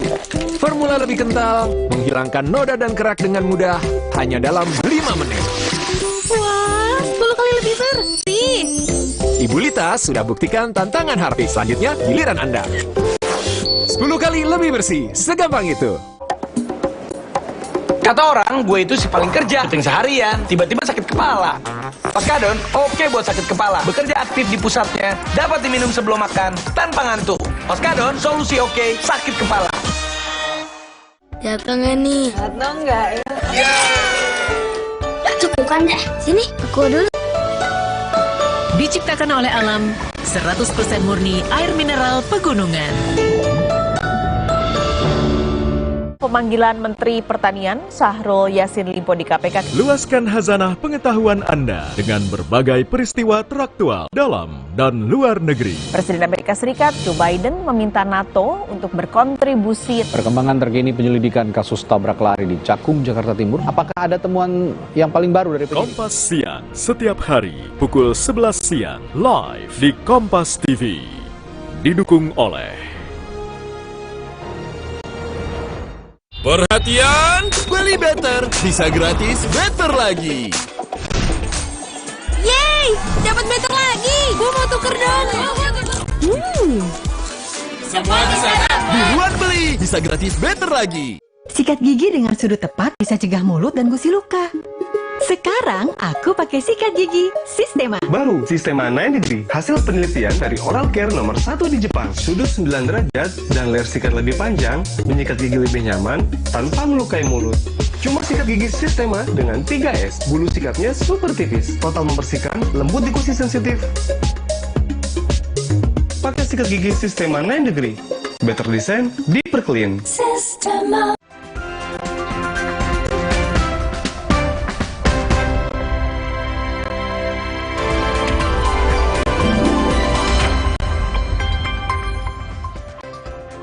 Halo, selamat pagi. Jumpa lagi bersama saya Glenis Oktania dalam Kompas Bisnis. Indonesia resmi naik kelas menjadi negara berpenghasilan menengah atas versi Bank Dunia. Pertumbuhan ekonomi di atas 5% menjadi salah satu pendorong. Bank Dunia merilis pendapatan per kapita penduduk Indonesia naik menjadi 4.580 dolar Amerika pada 2022. Lebih tinggi dari tahun 2021 sebesar 4.140 dolar Amerika Serikat per tahun. Sayangnya, kenaikan kelas ini bukan berarti Indonesia lepas dari permasalahan kemiskinan dan pengangguran. Ketimpangan ekonomi justru makin terjadi. September 2019, level kemiskinan berada di posisi 9,22%. Setahun kemudian, rasio kemiskinan naik menjadi 9,71%. Data BPS juga mencatat tingkat ketimpangan pengeluaran penduduk Indonesia juga naik pada Maret 2022 dibanding September 2021 menjadi 0,384. Ketimpangan ekonomi juga dikhawatirkan makin melebar saat harga pangan terus melambung.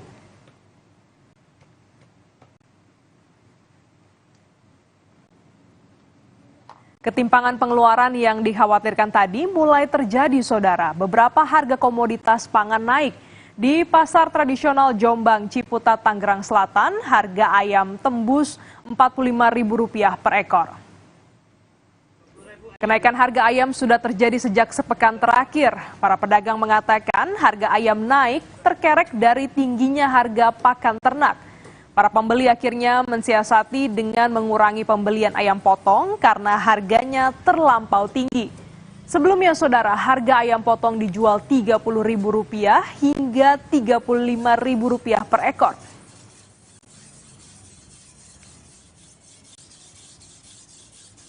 Biar ini aja standar aja lah, normal-normal gitu.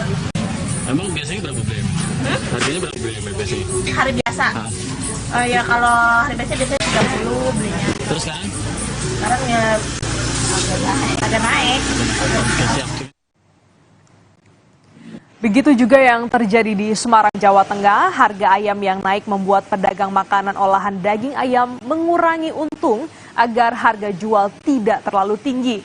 Meski sudah tidak dinaikkan harganya, penjualan tetap menurun. Sebelum harga daging ayam naik, penjualan bisa mencapai 100 potong ayam goreng dalam sehari. Namun setelah kenaikan harga daging ayam potong, dalam sehari rata-rata menjadi 30 hingga 40 potong saja setiap harinya. Jadi ya ikuti aja terus, tetap harga sesuai sesuai ini aja, nggak bisa naikin harga. Nggak bisa ya? Nggak mungkin juga. Terus caranya gimana tuh? Ya untungnya dikurangin. Nah, ikuti aja, siapa tahu dengan harapan kan mungkin nanti turun lagi. Harapannya harganya normal lah ya? Normal lagi, mungkin ini sementara, semoga saja ya sementara ya. Harga ayam mahal di sejumlah daerah, bagaimana dengan di ibu kota Jakarta? Kita akan pantau di Pasar Palmerah, Jakarta bersama jurnalis Kompas TV, Fedriska Ananda. Selamat pagi, Rizka. Jadi berapa nih harga jual ayam potong dan juga telur di Jakarta? Adakah juga bahan pokok lain yang naik hari ini?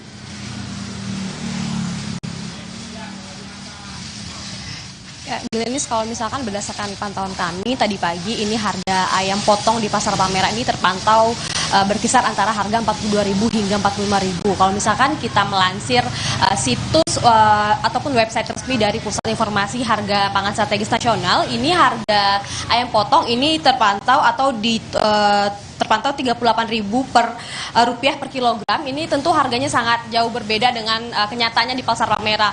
Karena memang dari pedagang juga mengungkapkan bahwa ini harga ayam potong ini per kilogramnya ini cenderung naik ataupun mahal selama 3 bulan terakhir sejak Idul Fitri kemarin. Ini tidak ada penurunan harga sejak Idul Fitri kemarin. Nah, kalau misalkan untuk telur ayam ini kami pantau tadi pagi, harga telur ayam ini berkisar antara 30 hingga 31.000 per kilogram. Ini mirip-mirip lah ya seperti dengan harga yang dituliskan ataupun ditetapkan oleh pemerintah di laman Pusat Informasi Harga Nasional.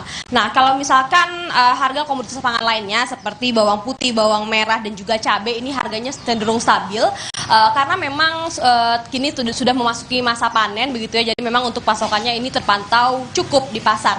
Kalau misalkan untuk bawang merah ini yang tadinya di harga 40.000 per kilogramnya ini turun menjadi 30.000 per kilogram, dan sementara untuk bawang putih ini yang tadinya di harga 30.000 per kilogram ini naik menjadi 40 per kilogram. Meskipun ada beberapa misalkan seperti ya tadi ayam potong dan juga telur dan kemudian bawang putih yang naik, tapi memang kenaikan harga bawang putih ini tidak signifikan begitu. Nah, itu yang diungkapkan oleh para pedagang tadi. Nah, kemudian Glenis dan juga saudara, kalau misalkan untuk harga minyak goreng curah ini terpantau stabil, di mana ini harganya berkisar antara 14.000 hingga 15.000 rupiah.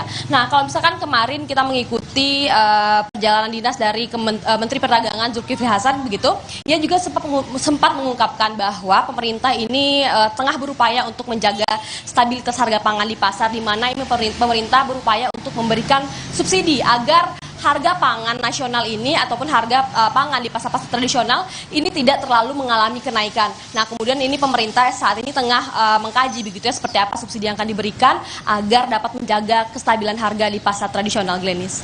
Baik, terima kasih Fedriska Ananda atas laporan Anda dari Pasar Palmerah, Jakarta. Selamat bertugas kembali.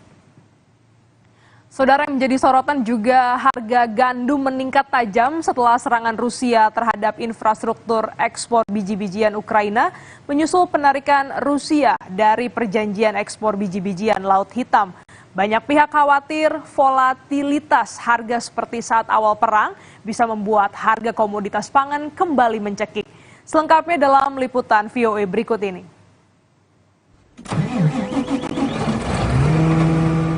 Dampak perang Ukraina dirasakan petani di pedalaman Amerika, salah satunya David Eiserman di negara bagian Illinois. It just totally disrupted the whole system. Prices went up in anticipation. Pupuk alami peningkatan harga tertinggi. The problem is that Russia and their ally Belarus are major suppliers of the three things we use, nitrogen, phosphorus, and potassium. So that disrupted our supply of that. Perjanjian ekspor biji-bijian Ukraina hasil mediasi PBB dan Turki tahun 2022 sempat menekan harga pupuk ini. The grain export deal allows for Russia to continue sending out fertilizer. So relative to what we feared, we're well stocked and benefiting from at least lower prices heading into the new season. Dengan penarikan Rusia dari perjanjian ini, petani di pedalaman AS kembali menghadapi ketidakpastian soal harga. Di wilayah tengah Amerika Serikat atau yang lebih dikenal dengan Midwest, ada sekitar 51,4 juta hektar area pertanian di mana 75% menghasilkan kedelai dan sisanya menghasilkan apel, asparagus, bawang, dan hasil tani lain yang populer di Amerika Serikat. Ketidakpastian ini terjadi menjelang musim panen biji-bijian, mulai gandum, jagung, hingga kedelai yang di AS biasanya dilakukan pada Agustus. The fact of the matter is whenever you take a supply off the market is usually going to rebalance itself at a little bit more higher price to make up for that shortfall. And that is a concern. Presiden Rusia Vladimir Putin menuntut diakhirinya sanksi ekonomi terhadap ekspor pertanian Rusia dan diakhirinya pengecualian Rusia dari sistem pembayaran SWIFT sebagai syarat memulihkan perjanjian biji-bijian. But the conditions Russians have set for the continuation of the deal doesn't seem to be in any capacity realistic at this point. Presiden Turki Tayyip Erdogan berencana bertemu Putin pada bulan Agustus. Turkey is one of the top countries that imports Ukrainian grain. It is also controlling the passage of Russian and Ukrainian goods. And of course, also there's fees involved, there's Turkish shipping companies involved. So all in all, it's been a lucrative business for Turkey as well. So for all these reasons, and because of the international prestige it brings, Erdogan is really keen to see a continuation of this deal, and he will do his best. Pemerintah AS menuduh Rusia kembali menggunakan produk pertanian sebagai senjata, tapi sejauh ini tak ada rencana pengerahan kapal tempur guna ikut mengamankan kapal pengangkut biji-bijian di Laut Hitam. Dari Chicago, Illinois, Virginia Gunawan dan tim VOA. Usai jeda, Kompas Bisnis akan kembali dengan informasi pantang mundur rencana hilirisasi. Setelah mewajibkan pembangunan smelter, kini pemerintah menetapkan tarif bea keluar atas ekspor konsentrat.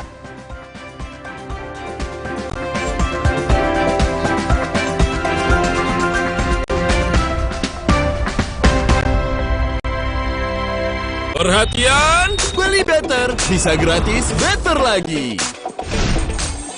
Yeay, dapat better lagi. Gue mau tuker dong. Semua di sana. Buruan beli, bisa gratis better lagi. Mau mengiklankan usaha kamu dengan harga terjangkau? Langsung aja ke pasangiklan.com. Pasang iklan segampang upload, bayar, tayang. Ada beragam paket yang bisa kamu pilih di pasangiklan.com. Mulai dari harga Rp50.000 sampai harga Rp1.000.000. Iklan kamu akan tayang di jaringan media milik Kompas Gramedia. Jadi, iklan kamu berpotensi dilihat oleh 270 juta pembaca. Di pasangiklan.com, kamu bisa memilih jenis iklan yang ingin ditayangkan. Kamu bisa memilih iklan untuk ditayangkan di website, Instagram, atau iklan baris di koran Kompas.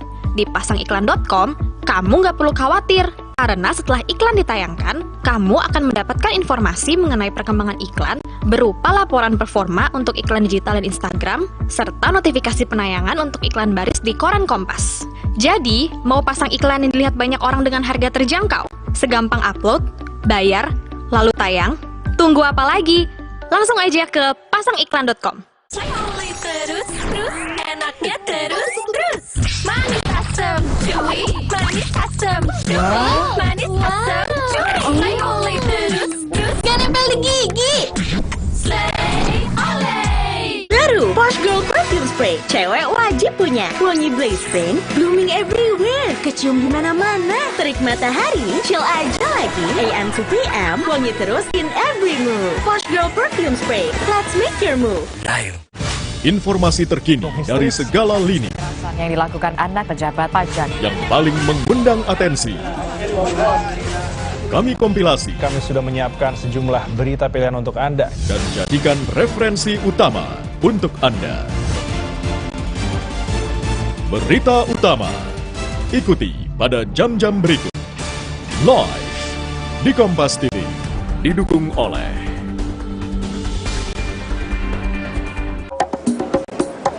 Kata orang, gue itu si paling kerja. Syuting seharian, tiba-tiba sakit kepala. Oskadon, oke buat sakit kepala. Bekerja aktif di pusatnya, dapat diminum sebelum makan, tanpa ngantuk. Oskadon, solusi oke, sakit kepala. Jatuh nggak nih? Jatuh nggak ya?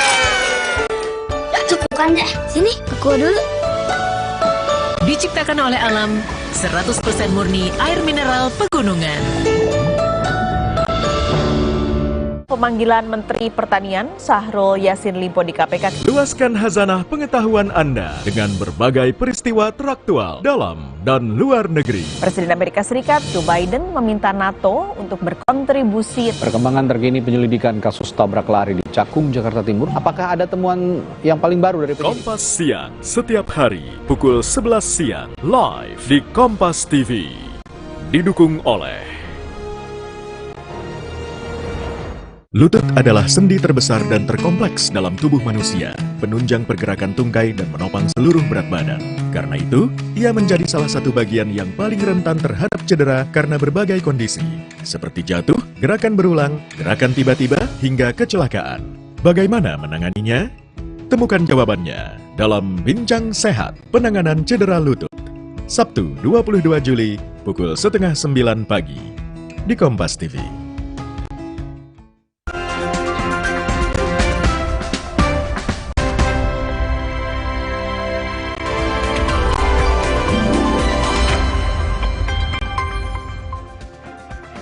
Menyambut hari ulang tahun ke-67, PT Bank Danamon Indonesia Tbk menggelar D-Expo di Central Park Mall, Jakarta Barat.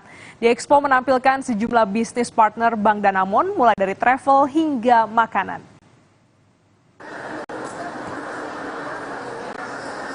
Bank Danamon menggelar D-Expo mulai tanggal 20 hingga 23 Juli di Central Park Mall, Jakarta. D-Expo memamerkan produk dan layanan yang dimiliki Bank Danamon serta para mitra.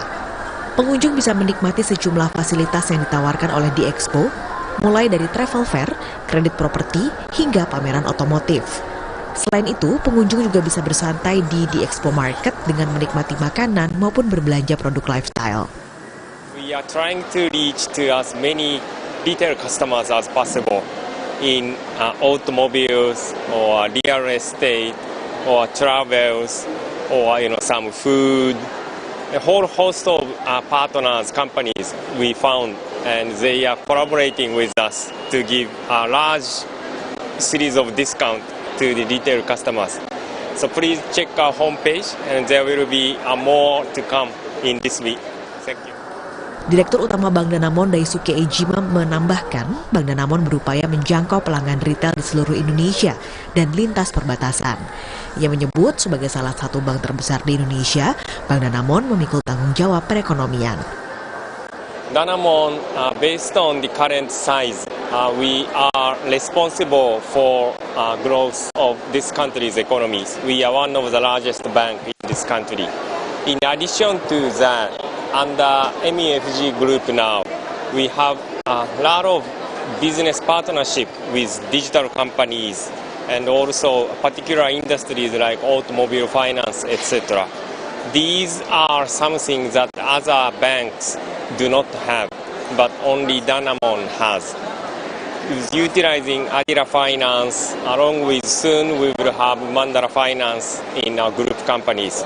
We also have partnership with Glab, Home Credit, Akuraku, and whole host of these supporting companies. We are able to provide a unique value proposition, not only in Indonesia, but for the cross borders and digital areas.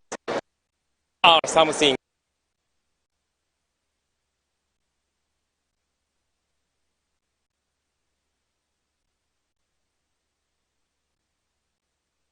Di Expo juga menghadirkan talk show dengan berbagai topik, mulai dari finansial hingga otomotif.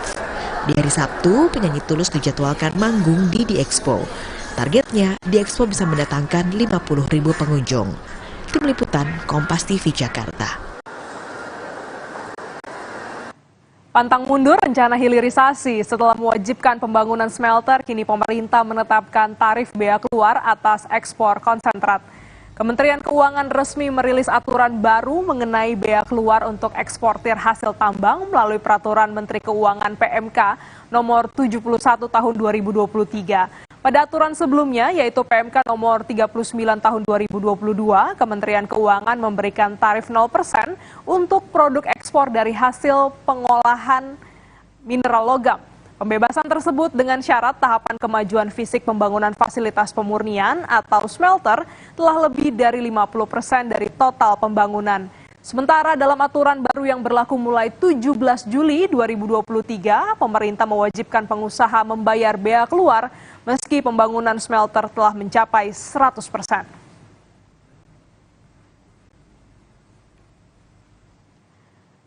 Realisasi produksi minyak mentah siap jual atau lifting terus menurun di angka 600 ribuan barel per hari. Padahal pemerintah punya target produksi minyak mencapai 1 juta barel per hari pada tahun 2030. SKK Migas mengatakan masalah realisasi lifting minyak yang di bawah target karena sumur pengembangan terkendala keterbatasan rig dalam jumlah yang besar. Saat ini realisasi pengeboran sumur pengembangan hanya sebanyak 354 sumur. Padahal tahun ini targetnya mencapai 991 sumur. Dari kebutuhan 40 rig pada pengeboran darat, baru 34 yang beroperasi. Sedangkan di laut, dari kebutuhan 15 rig, baru tersedia 5 rig saja.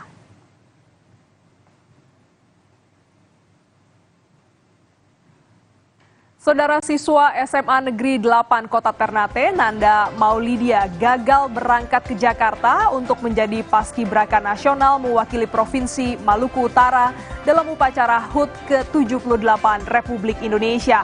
Apa penyebabnya? Kami akan kembali, tetaplah di Sapa Indonesia Pagi.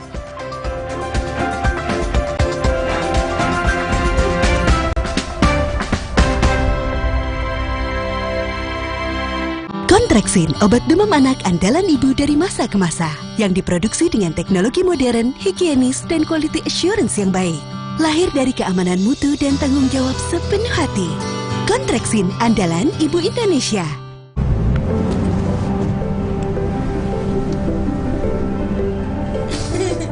Rasakan kelembutan coklat dipadukan dengan kebaikan susu. Cadbury Dairy Milk. Rasakan lembutnya kebaikan. Banyak minum, bantu bikin ASI lancar. Makanya aku Aqua dulu. Jatuh nggak nih? Jatuh nggak ya? Cukup kan deh. Sini, Aqua dulu. Diciptakan oleh alam, 100% murni air mineral pegunungan. Apapun aktivitasmu, Aqua dulu.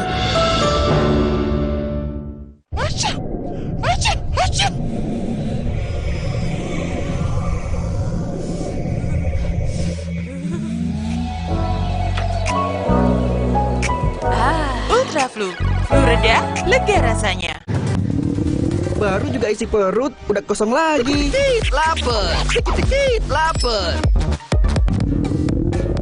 Perasaan udah makan, kok masih lapar, lapar. Barusan jajan, tapi masih lapar. Lapar. Umur-umur segini emang dikit-dikit lapar. Sari gandum dengan gandum utuh dan krim coklat lezat bikin kenyang lebih lama. Dikit-dikit. Roma Sari Gandum. Seenak itu, sekenyang itu. Banyak minum, bantu bikin ASI lancar. Makanya aku Aqua dulu. Jatuh nggak nih? Jatuh nggak ya? Cukup kan deh. Sini, Aqua dulu. Diciptakan oleh alam, 100% murni air mineral pegunungan. Apapun aktivitasmu, Aqua dulu. Perhatian, beli better bisa gratis better lagi. Yeay, dapat better lagi. Gua mau tuker dong. Semua di sana. Buruan beli, bisa gratis better lagi. Pemanggilan Menteri Pertanian Syahrul Yassin Limpo di KPK. Luaskan khazanah pengetahuan Anda dengan berbagai peristiwa teraktual dalam dan luar negeri. Presiden Amerika Serikat Joe Biden meminta NATO untuk berkontribusi. Perkembangan terkini penyelidikan kasus tabrak lari di Cakung, Jakarta Timur. Apakah ada temuan yang paling baru dari penyidik? Kompas Siang, setiap hari pukul 11 siang, live di Kompas TV. Didukung oleh Pesta Rakyat Simpedes kembali lagi tahun ini. Makin seru dengan Brimo. Hadir di 20 kota, meriah dengan berbagai diskon produk UMKM, kuliner, edukasi seputar bisnis dan digital, aktivitas seni dan budaya, penampilan musisi tanah air, dan berbagai hiburan lainnya. Download Brimo dan buka tabungan BRI Simpedes sekarang juga. Pesta Rakyat Simpedes 2023, PD Raih Peluang.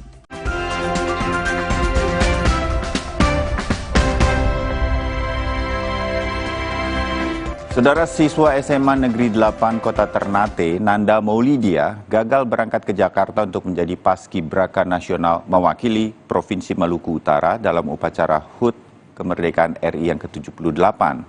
Nama Nanda secara mendadak dicoret dan digantikan peserta cadangan pada 2 hari menjelang keberangkatannya ke Jakarta.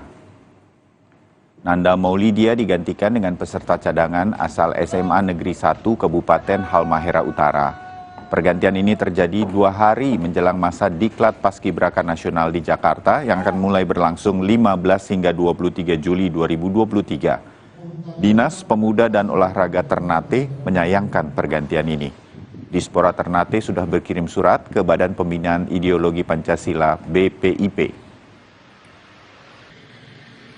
Kami telah menyurat ke BPIP terkait dengan peninjauan kembali, namun BPIP sendiri tetap mengacu sesuai dengan juknis hasil MCU pusat.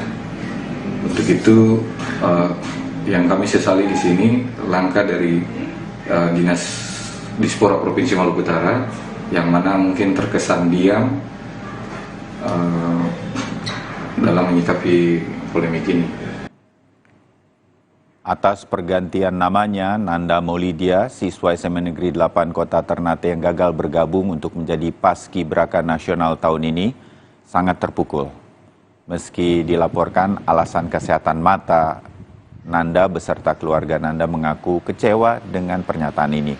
Orang tua Nanda menyatakan akan menempuh jalur hukum demi mendapatkan keadilan bagi anaknya.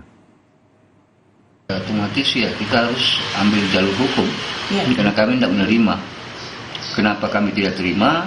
SK sudah diputuskan, surat keputusan, tetapi MCU dimasukkan dalam tahap seleksi. Nah, ini SK sudah turun, baru MCU. Nah, MCU itu ternyata katanya diinformasikan bahwa dia masuk dalam tahapan seleksi. Kan kacau itu. Kami tidak terima. Informasi lain, Saudara. Menteri Kesehatan Budi Gunadi Sadikin mengungkap praktek perundungan oleh senior terhadap calon dokter spesialis dan dokter umum yang menyebabkan kerugian mental hingga finansial. Menurut Menteri Kesehatan, dokter senior memanfaatkan para calon dokter layaknya asisten pribadi. Menteri Kesehatan menyebut praktek perundungan sudah berlangsung puluhan tahun. Ditambahkan, korban memilih bungkam sebab berkaitan dengan pengaruh dokter senior sebagai penentu kebijakan kelulusan lewat pemberian nilai. Merespon hal ini, Kementerian Kesehatan meluncurkan 2 akses pelaporan praktek perundungan untuk memberikan perlindungan kepada para korban. Kementerian Kesehatan juga akan memberikan sanksi kepada pelaku perundungan.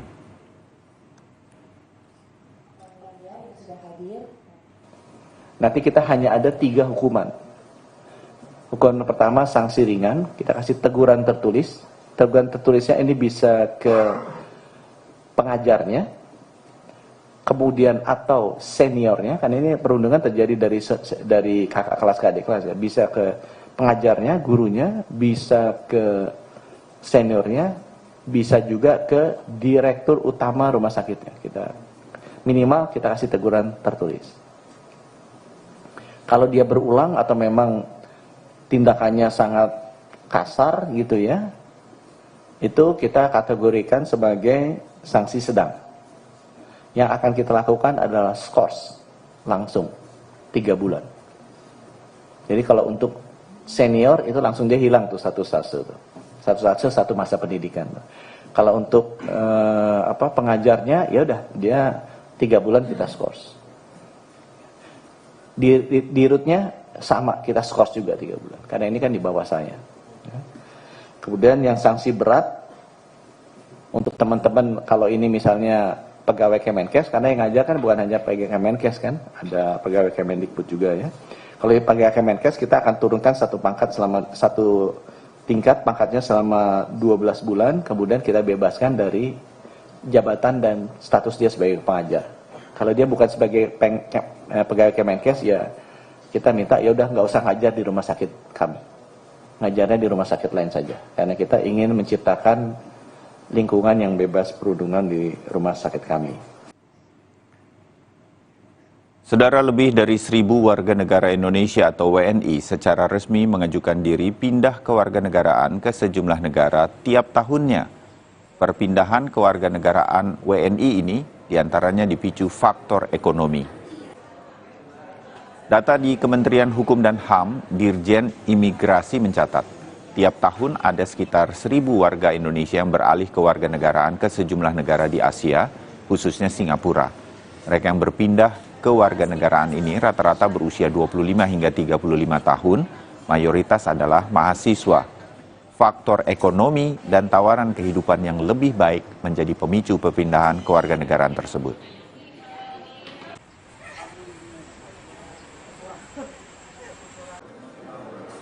Adanya fakta setiap tahun ada 1.000 kurang lebih berpindah ke warga negara Singapura, ya artinya ya kita perlu mengupayakan satu langkah-langkah yang mana membuat warga negara Indonesia khususnya yang berkualitas ya, untuk tidak bergeming dengan iming-iming menjadi warga negara asing.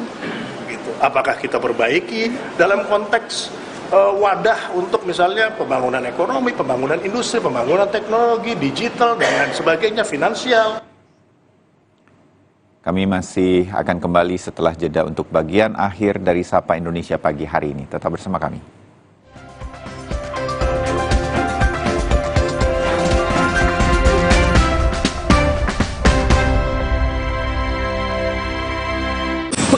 Sorry. Di sini kita harus kenapa? Flu batuk. Minum Bodrek Flu dan Batuk PE. Dengan 3 oksinya Bodrek, efektif redakan flu batuk. Bodrek Flu dan Batuk PE, pas dan efektif. Tanpa ngantuk.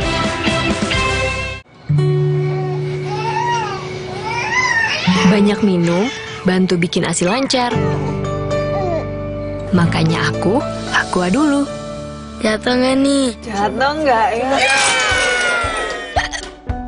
Cukupan deh. Sini, aku dulu. Diciptakan oleh alam, 100% murni air mineral pegunungan. Apapun aktivitasmu, aku dulu. Di penghujung malam, lengkapi referensi Anda dengan update berita terkini serta perkembangan peristiwa penting di dalam negeri dan mancanegara. Raih informasi sebelum hari berganti. Demikianlah Kompas malam hari ini, saudara. Bersama Kompas Malam pada jam-jam berikut. Live di Kompas TV. Didukung oleh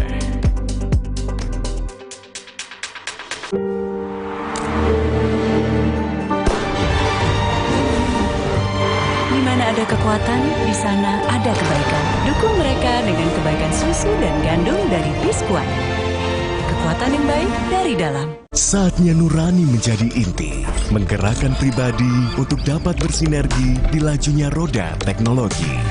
Melalui ekosistem yang mendukung tiap lini, Kompas menjaga amanat hati nurani rakyat untuk terus dapat menunjukkan arah. Memastikan kendali atas kecerdasan buatan yang dipandu kebijakan nurani.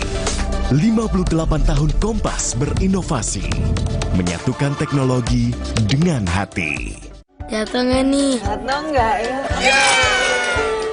Cukupan deh. Sini, aku dulu. Diciptakan oleh alam, 100% murni air mineral pegunungan. Untuk si kecil yang sensitif susu sapi, ku berikan Morinaga Cilkit Soya. Dari kedelai berkualitas, dilengkapi triple BV dan serat fos. Masalah sensitif susu sapi hilang, anak jadi juara. Morinaga Cilkit Soya, bukan soya biasa. Baru Fitbar Cheese Delight dengan multigrain dan keju cheddar berkualitas. Fitbar, delicious multigrain bar. Ada yang baru, K Natural White Jeju Lemon. Kulitku jerawatan. Dengan Korean Rice Milk dan Jeju Lemon, lawan bakteri body acne. Wah, Ipa, cantik. Baik jerawat, K Natural White Jeju Lemon baru. Wingscare.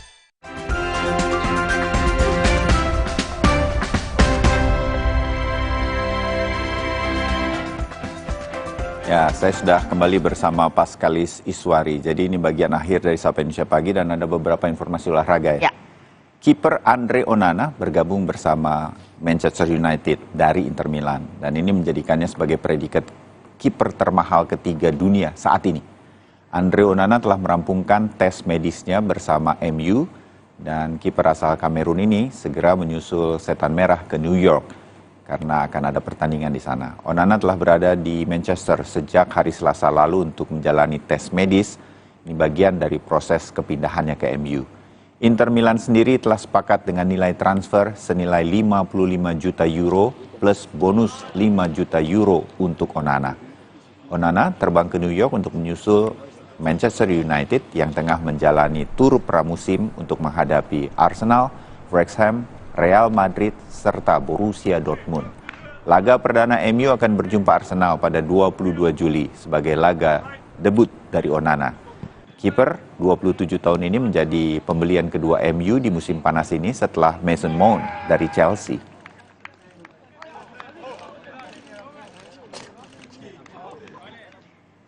Nah, ini informasi yang pas banget karena besok hari Sabtu Minggu. Betul. Siapa tahu mau nonton Anda, saudara, Ya. bersama dengan keluarga. Nah, ada satu film yang juga masih tayang atau baru tayang di Indonesia, yaitu Oppenheimer.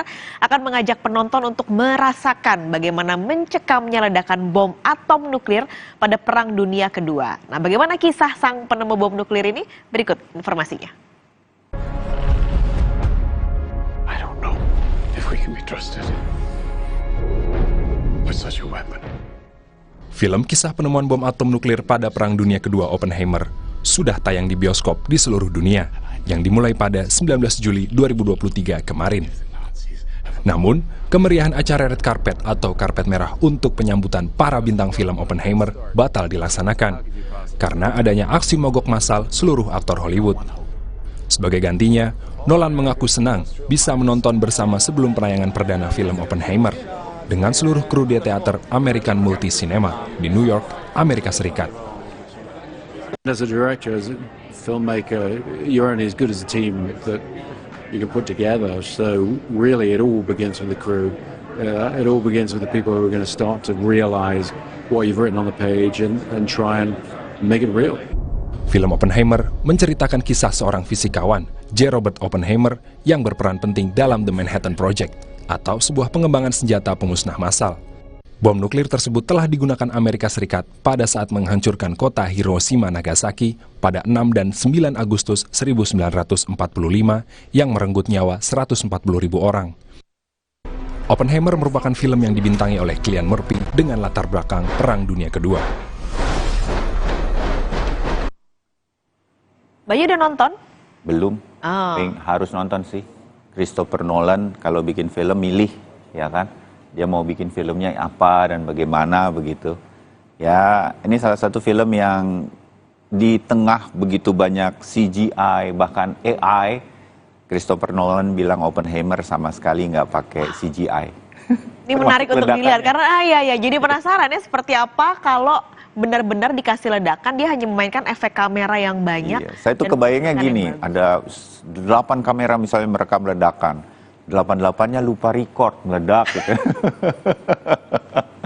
Ngulangnya repot sekali dan biaya kan begitu. Oke, ya selamat menonton. Iya. Mungkin film-film yang hadir salah satunya Oppenheimer. Dan kita akan mengakhiri seluruh sajian Sapa Indonesia Pagi dengan pesan nih, pemilu akan segera kita laksanakan. Jangan lupa 14 Februari 2024. Nah, pastikan untuk tetap mengikuti semua perkembangan mengenai pemilu, tentu terkini melalui Kompas TV yang independen dan terpercaya. Kami akhiri Sapa Indonesia Pagi hari ini. Saya Bayu Sutiono. Saya Paskal Siswari, terima kasih atas kebersamaan Anda dan selamat berakhir pekan. Sampai jumpa.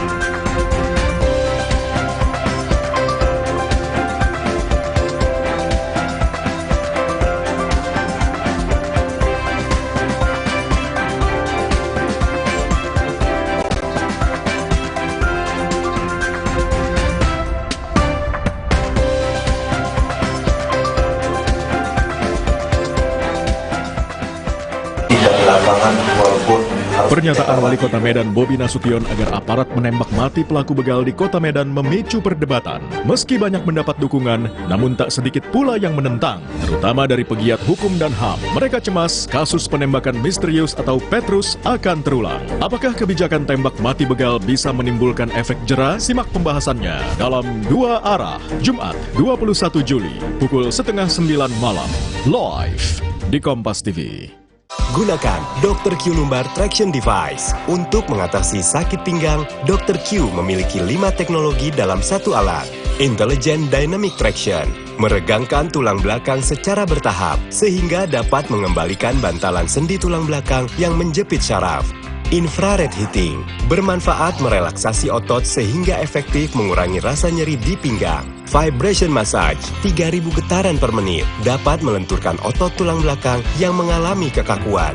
Dilengkapi 5 medical magnet, bermanfaat mengurangi peradangan pada proses penyembuhan nyeri pinggang. Hadir dengan teknologi NMES Neuromuscular Electrical Stimulation, bermanfaat memperkuat otot untuk mencegah nyeri pinggang berulang. 5 teknologi dalam satu alat, efektif membantu mengatasi sakit pinggang dan syaraf terjepit. Hubungi call center kami sekarang juga.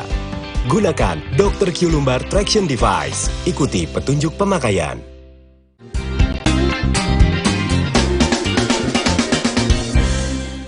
Manda tahu nggak apa yang paling mengganggu dari sakit pinggang? Sakit pinggang ya, sebenarnya tuh banyak sekali sih Coki kalau saya rasakan ya. Cuma yang paling tidak bisa tertahankan adalah sakitnya. Jadi aktivitas itu terganggu, mau ngapa-ngapain, mau gerak sakit, mau tidur sakit, mau duduk sakit, pokoknya semuanya sakit ya. Serba salah kan? Serba salah. Tapi kalau dari survei keluarga kami, begitu sakit pinggang yang paling menyeramkan adalah asumsinya jadi nyebar kemana-mana. Masalah ginjal lah, terus tiba-tiba ketakutan gak berujung lah. Padahal harusnya kita kalau memandang masalah, mesti optimis. pasti ada solusinya. Yes, betul sekali. Selamat datang di Bincang Etalase Smart Shopping. Happy Life. Coki Sitohang di sini. Dan juga Amanda Haj, saudara. Kita akan membahas dan memberikan solusi untuk Anda mengenai sakit pinggang atau bahkan syaraf terjepit. Betul ya, Coki ya? Betul, dan kami bawa satu orang, undang secara resmi, beliau yang punya masalah dengan sakit pinggang. Seorang aktor kenamaan, Anda pasti kenal dia. Ada Mas Atta Larik Syah dan juga ada Bang Paidon Lumbantaruan. Yuk kita ke bincangnya. Mas Atta Larik, benar nggak sih sakit pinggang itu dari duduk mau berdiri aja susah? Pernah dialami? Wah, bukan pernah dialamin lagi. Dalam minggu begini aja udah sering terjadi. Jadi saya tuh kalau bangun tuh bisa gini, dari duduk nih ya. Kayak gini nih rasa sakitnya. Saya nahan nafas. Ini bukan acting ya? Bukan. Meskipun Anda jago acting. Ya. Dan ini sering terjadi. Kebiasaannya apa memang? Saya olahraga. Mungkin juga faktor udah masuk usia beli apa parubaya ya. Itu beda banget. Aduh, Coki sama Ada ya. Bang, ini itu nggak tahu kenapa, mungkin juga faktor usia aja kata orang faktor. Tapi saya nggak mau manja. Terus apa upayanya supaya minimal sakitnya berkurang? Ya paling stretching sendiri dan cari tukang urut. Bisa sakit pinggang itu kebanyakan tadi Mas Arik ngangkatnya adalah mengenai pola latihan. Pola mungkin olahraga, kurang stretching juga atau kurang pemanasan. Ini perkiraan saya aja. Atau ngangkat benda-benda berat di rumah kan istilahnya kan yang paling gede di rumah. Jadi pasti kalau ada galon air, gas, itu loh, nggak ada lagi harus pindahin ke dapur, apalagi mesti diandalkan. Dan itu lebih mengena di daerah pinggang. Tadi udah disebutkan ya bahwa ada faktor U ya. Faktor U itu artinya memang ototnya secara alamiah menyusut, nggak kelihatan dari luar.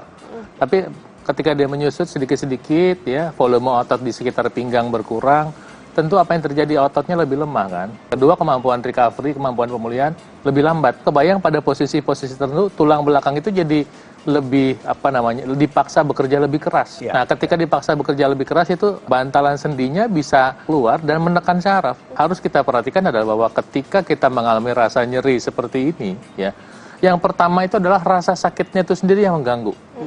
Kedua, membuat kita tidak bisa bergerak secara normal. Sementara mungkin kita punya banyak aktivitas ya. Pada orang-orang yang punya kecenderungan berat badan bertambah, lebih mudah terjadi kegemukan, nanti bisa bikin masalah penyakit baru. Apa bahayanya Bang ke depan kalau dua hal ini nggak tuntas? Loh, kalau nggak tuntas kan nanti suatu saat akan menjadi yang lebih payah. Bisa diem dia. Mungkin bisa mengalami kelumpuhan. Ya. Dan kalau udah sampai terjadi kelumpuhan atau imobilitas, orang nggak bisa bergerak. Ketika orang nggak bergerak, pembakaran kalori tidak terjadi, orang bisa diabetes, orang bisa hipertensi. Ya orang kalau nggak bergerak kan makanan yang masuk nggak ada yang dikeluarin. Artinya kalau udah ada masalah, segera diberesin. Karena apa? Mencegah terjadinya masalah yang lain di depan. Jangan biarin nggak apa-apa, kuat. Itu mengabaikan itu adalah tindakan yang berbahaya buat diri kita sendiri. Mas Arik datang kemari tentu dengan harapan ya, yang soal tadi ngeganjel itu kalau bisa tuntas ya. Iya, bisa paling tidak menemukan solusinya ya. Jadi bisa tenang lah gitu. Oh, jadi nyari solusi ke sini? Tentu. Oh, jangan. Saya lihatnya ke sini dulu izinnya. Kita ada rantai komando di sini. Coba bagaimana Bang Paidon, ini solusinya bagaimana? Karena juga satu ya, saya punya fobia misalnya karena dulu model juga, saya ini takut banget perut membesar. Jadi sit up itu suka berlebihan. Gerakan sit up itu kan macam-macam ya variasinya, dan itu kalau kurang-kurang stretching tuh besoknya juga semua sakit dan hampir nggak mungkin. Nah, ini lebih sakit lagi kalau bangun. Jadi saya mau kasih ilustrasi tentang tulang belakang. Ini tulang belakangnya dari mulai leher, servikal ya sampai ke bawah sini ya. Jadi ini bayangkan kepalanya ngadap ke sebelah sana. Ya, seperti huruf C terbalik. Jadi kalau ada orang mengalami rasa sakit di pinggang, ya, itu bisa karena ototnya di sebelah sini. Ya, kedua bisa karena syarafnya terjepit. Ketika kita punya masalah di ototnya, dengan bantuan pemanasan, ya, pemanasan yang terukur bisa masuk sampai ke dalam, sampai ke ototnya. Jadi bisa mengalami relaksasi. Nah, kemudian apa juga yang membantu relaksasi itu adalah aliran darahnya jadi lebih lancar dengan bantuan pemanasan. Nah, setelah itu bayangkan ini berbaring ya, kemudian kita akan melakukan peregangan secara bertahap ya. Kita lakukan dinamis ya, naik, turun, naik, turun. Jadi seperti kita angkat ke atas ini, di tulang belakangnya ya. Jadi seperti ini, nanti kita sesuaikan dengan kebutuhan masing-masing. Ya, sehingga apa? Sehingga akar masalahnya kita bisa selesaikan. Jadi ini adalah solusi untuk membantu Anda yang punya masalah nyeri pada pinggang belakang. Apa yang Abang bilang barusan, relaksasi otot, penghangatan, peregangan itu semua bukan kebetulan. Kita lagi ngomongin sebuah teknologi, satu alat sebagai bagian dari solusi yang dicari. Betulkah demikian, Amanda? Ya. Kebayang seperti apa? Penasaran, Mas Arik? Penasaran sekali dong. Ya udah, kalau gitu langsung kita ke etalase. Saudara, ini dia solusi nyeri pinggang dan saraf terjepit yang bisa Anda lakukan di rumah. Yes. Dr. Q Lumbar Traction Device. Ya. Ini adalah 5 teknologi, Coki, yang ada dalam satu alat. 5 in 1. 5 in 1. Yes, sir. Untuk mengatasi permasalahan pada area pinggang kita, syaraf terjepit, nyeri pinggang, pokoknya permasalahan tulang belakang di area pinggang. Satu, kerjanya efisien, efektif, karena Anda tidak perlu punya banyak alat untuk mengatasi satu masalah. Benar. Tapi ada 5 teknologi dalam satu alat, itu aja sudah efektif. Dan satu alat untuk seluruh anggota keluarga Anda. Betul sekali, satu alat untuk seluruh keluarga. Karena memang Dr. Q Lumbar Traction Device ini, saudara, ada 5 keunggulan, 5 teknologi. Teknologi yang pertama, infrared heating, ya, vibration massage. Lalu teknologi yang ketiga ada medical magnet. Teknologi yang keempat, dynamic traction. Dan teknologi yang kelima adalah NMES atau neuromuscular electrical stimulation. Tapi kalau kita bicarakan aja tanpa kita demokan, kita praktekkan, rasanya nggak terbayang ya oleh saudara di rumah. Karena itu kita akan panggilkan Mas Atta Larik di sini untuk mencoba Dr. Q Lumbar Traction Device. Silakan Mas Arik. Mas Arik sudah di posisi yang tepat. Dr. Lumbar Traction Device-nya sudah ada di pinggangnya. Waktunya kita untuk pertama menyalakan dulu unitnya. Lalu kita aktifkan infrared heating-nya. Di sini hangatnya itu pas. Benar-benar masuk, meresap hingga ke otot terdalam. Jadi Mas Arik ngerasain hangatnya tuh benar-benar masuk ya? Ya, karena tadi Bang Paidon juga menjelaskan penting sekali sebenarnya ketika otot kita kaku dan kram itu dihangatkan, tapi hangatnya juga nggak boleh sembarangan, benar-benar harus meresap ke otot lapisan terdalam.